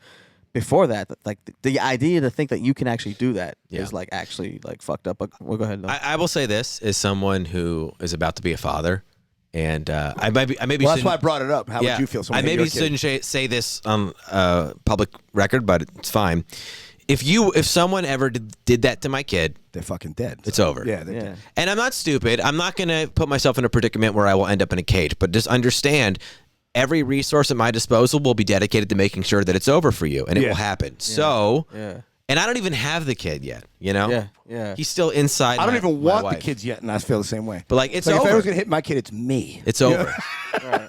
I mean, I have exclusive right to violence upon my children. I will say this. It's weird to even my son is still gestating inside my wife, but just knowing that he's there, like I already now understand really the idea of like, anything that it takes for my kid, I'll do it. Yeah, it doesn't matter, whatever it is. Yeah. And it's weird. I'm like I kind of get it. It's a little overwhelming. It's like, oh my god. Yeah. But to that being said, and the reason why I brought it up, Chase, because I said when we were younger, there were people like in your extended family, neighbors, family, friends, your friends' parents, like your parents' friends. Like if they caught you misbehaving, Oh yeah. they could be within their right to give you a Sure. smack. Yeah. But they're your parents' friend. They got blessed, right? They got blessed, son. Yeah, You gotta get blessed. Yeah, exactly. They got made. Yeah, they got you can't made. just have some fucking teacher or Yeah. principal putting Just- hands you on gotta you. get to made. me, the idea of someone who works for the government deciding how to Yeah. punish my kid physically is like that. That alone is like, nah, dude. Yeah. Nah. Yeah, you call home. Let me, Yeah. Yeah. Because like I said, if a principal or a teacher ever hit me, I'd punch him back, and my dad would come over there and put a knife in their throat, but same way as you would. Yeah. But, Yeah. but he was a Dominican, so he had one mode of expression, anger. No, you can't put the knife in the throat. You got to make it look like an accident. You Oh, gotta don't worry, make my it look father like- worked. We've I've covered up for assaults before. Dad didn't do that. I didn't see that. I had to talk to the police. You gotta wait like 2 months. That makes sense. You gotta wait like 2 months and make it look like a carjacking gone wrong. Yeah, exactly. And you had nothing to do with it. You were in another state doing something right, and it's just like bad luck. But man. I've been sent to the principal's office as a youth and seen other kids get picked up by their parents for getting in trouble while I was sitting there waiting for my turn to get yelled at. And their moms, or dads, aunts, uncles, grandmother came in and put an ass whipping right on them right in the dean's office. Oh, shit. Yeah, like in front of so the parent, like the principal or the teacher or the administrator didn't hit the kid.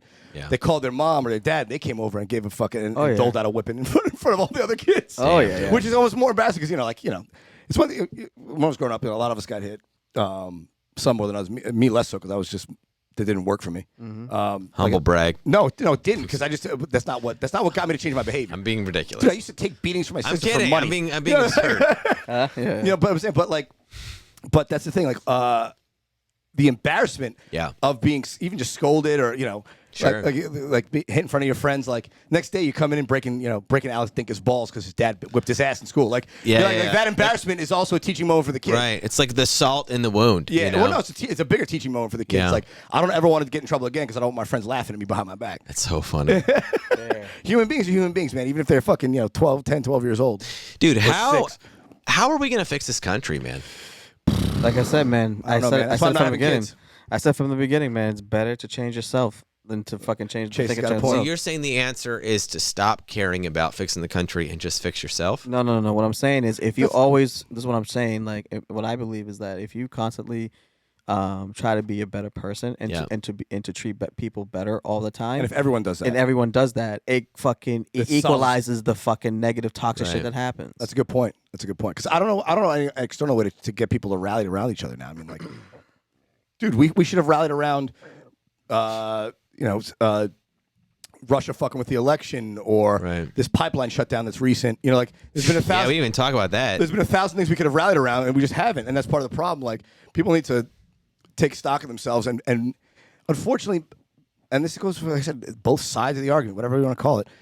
They're so mired in the bullshit that they're losing the sight of the forest for the trees. Like they're fighting over scraps when the real problems that we all agree on, Dude. the fact that there's an opioid epidemic, the fact that we're making this planet unlivable for each other, the fact that we're spending money on wars overseas for oil when we're a net exporter of oil. Like, what the fuck are we doing? Wasteful. What are we doing? What are we doing? Our focus is not like real. Like, it's not focused on the right things. Hold on, wait. I'm gonna fuck this up. I wanted to pull up patriotic music and play it while Ryan yeah, was saying yeah. that. Oh, no. And have it like, dude, it sounded You can like still a, do it. You can be still like, do it. Hold on. Play us out to it. You can still do it. Play it. Why is my Spotify not?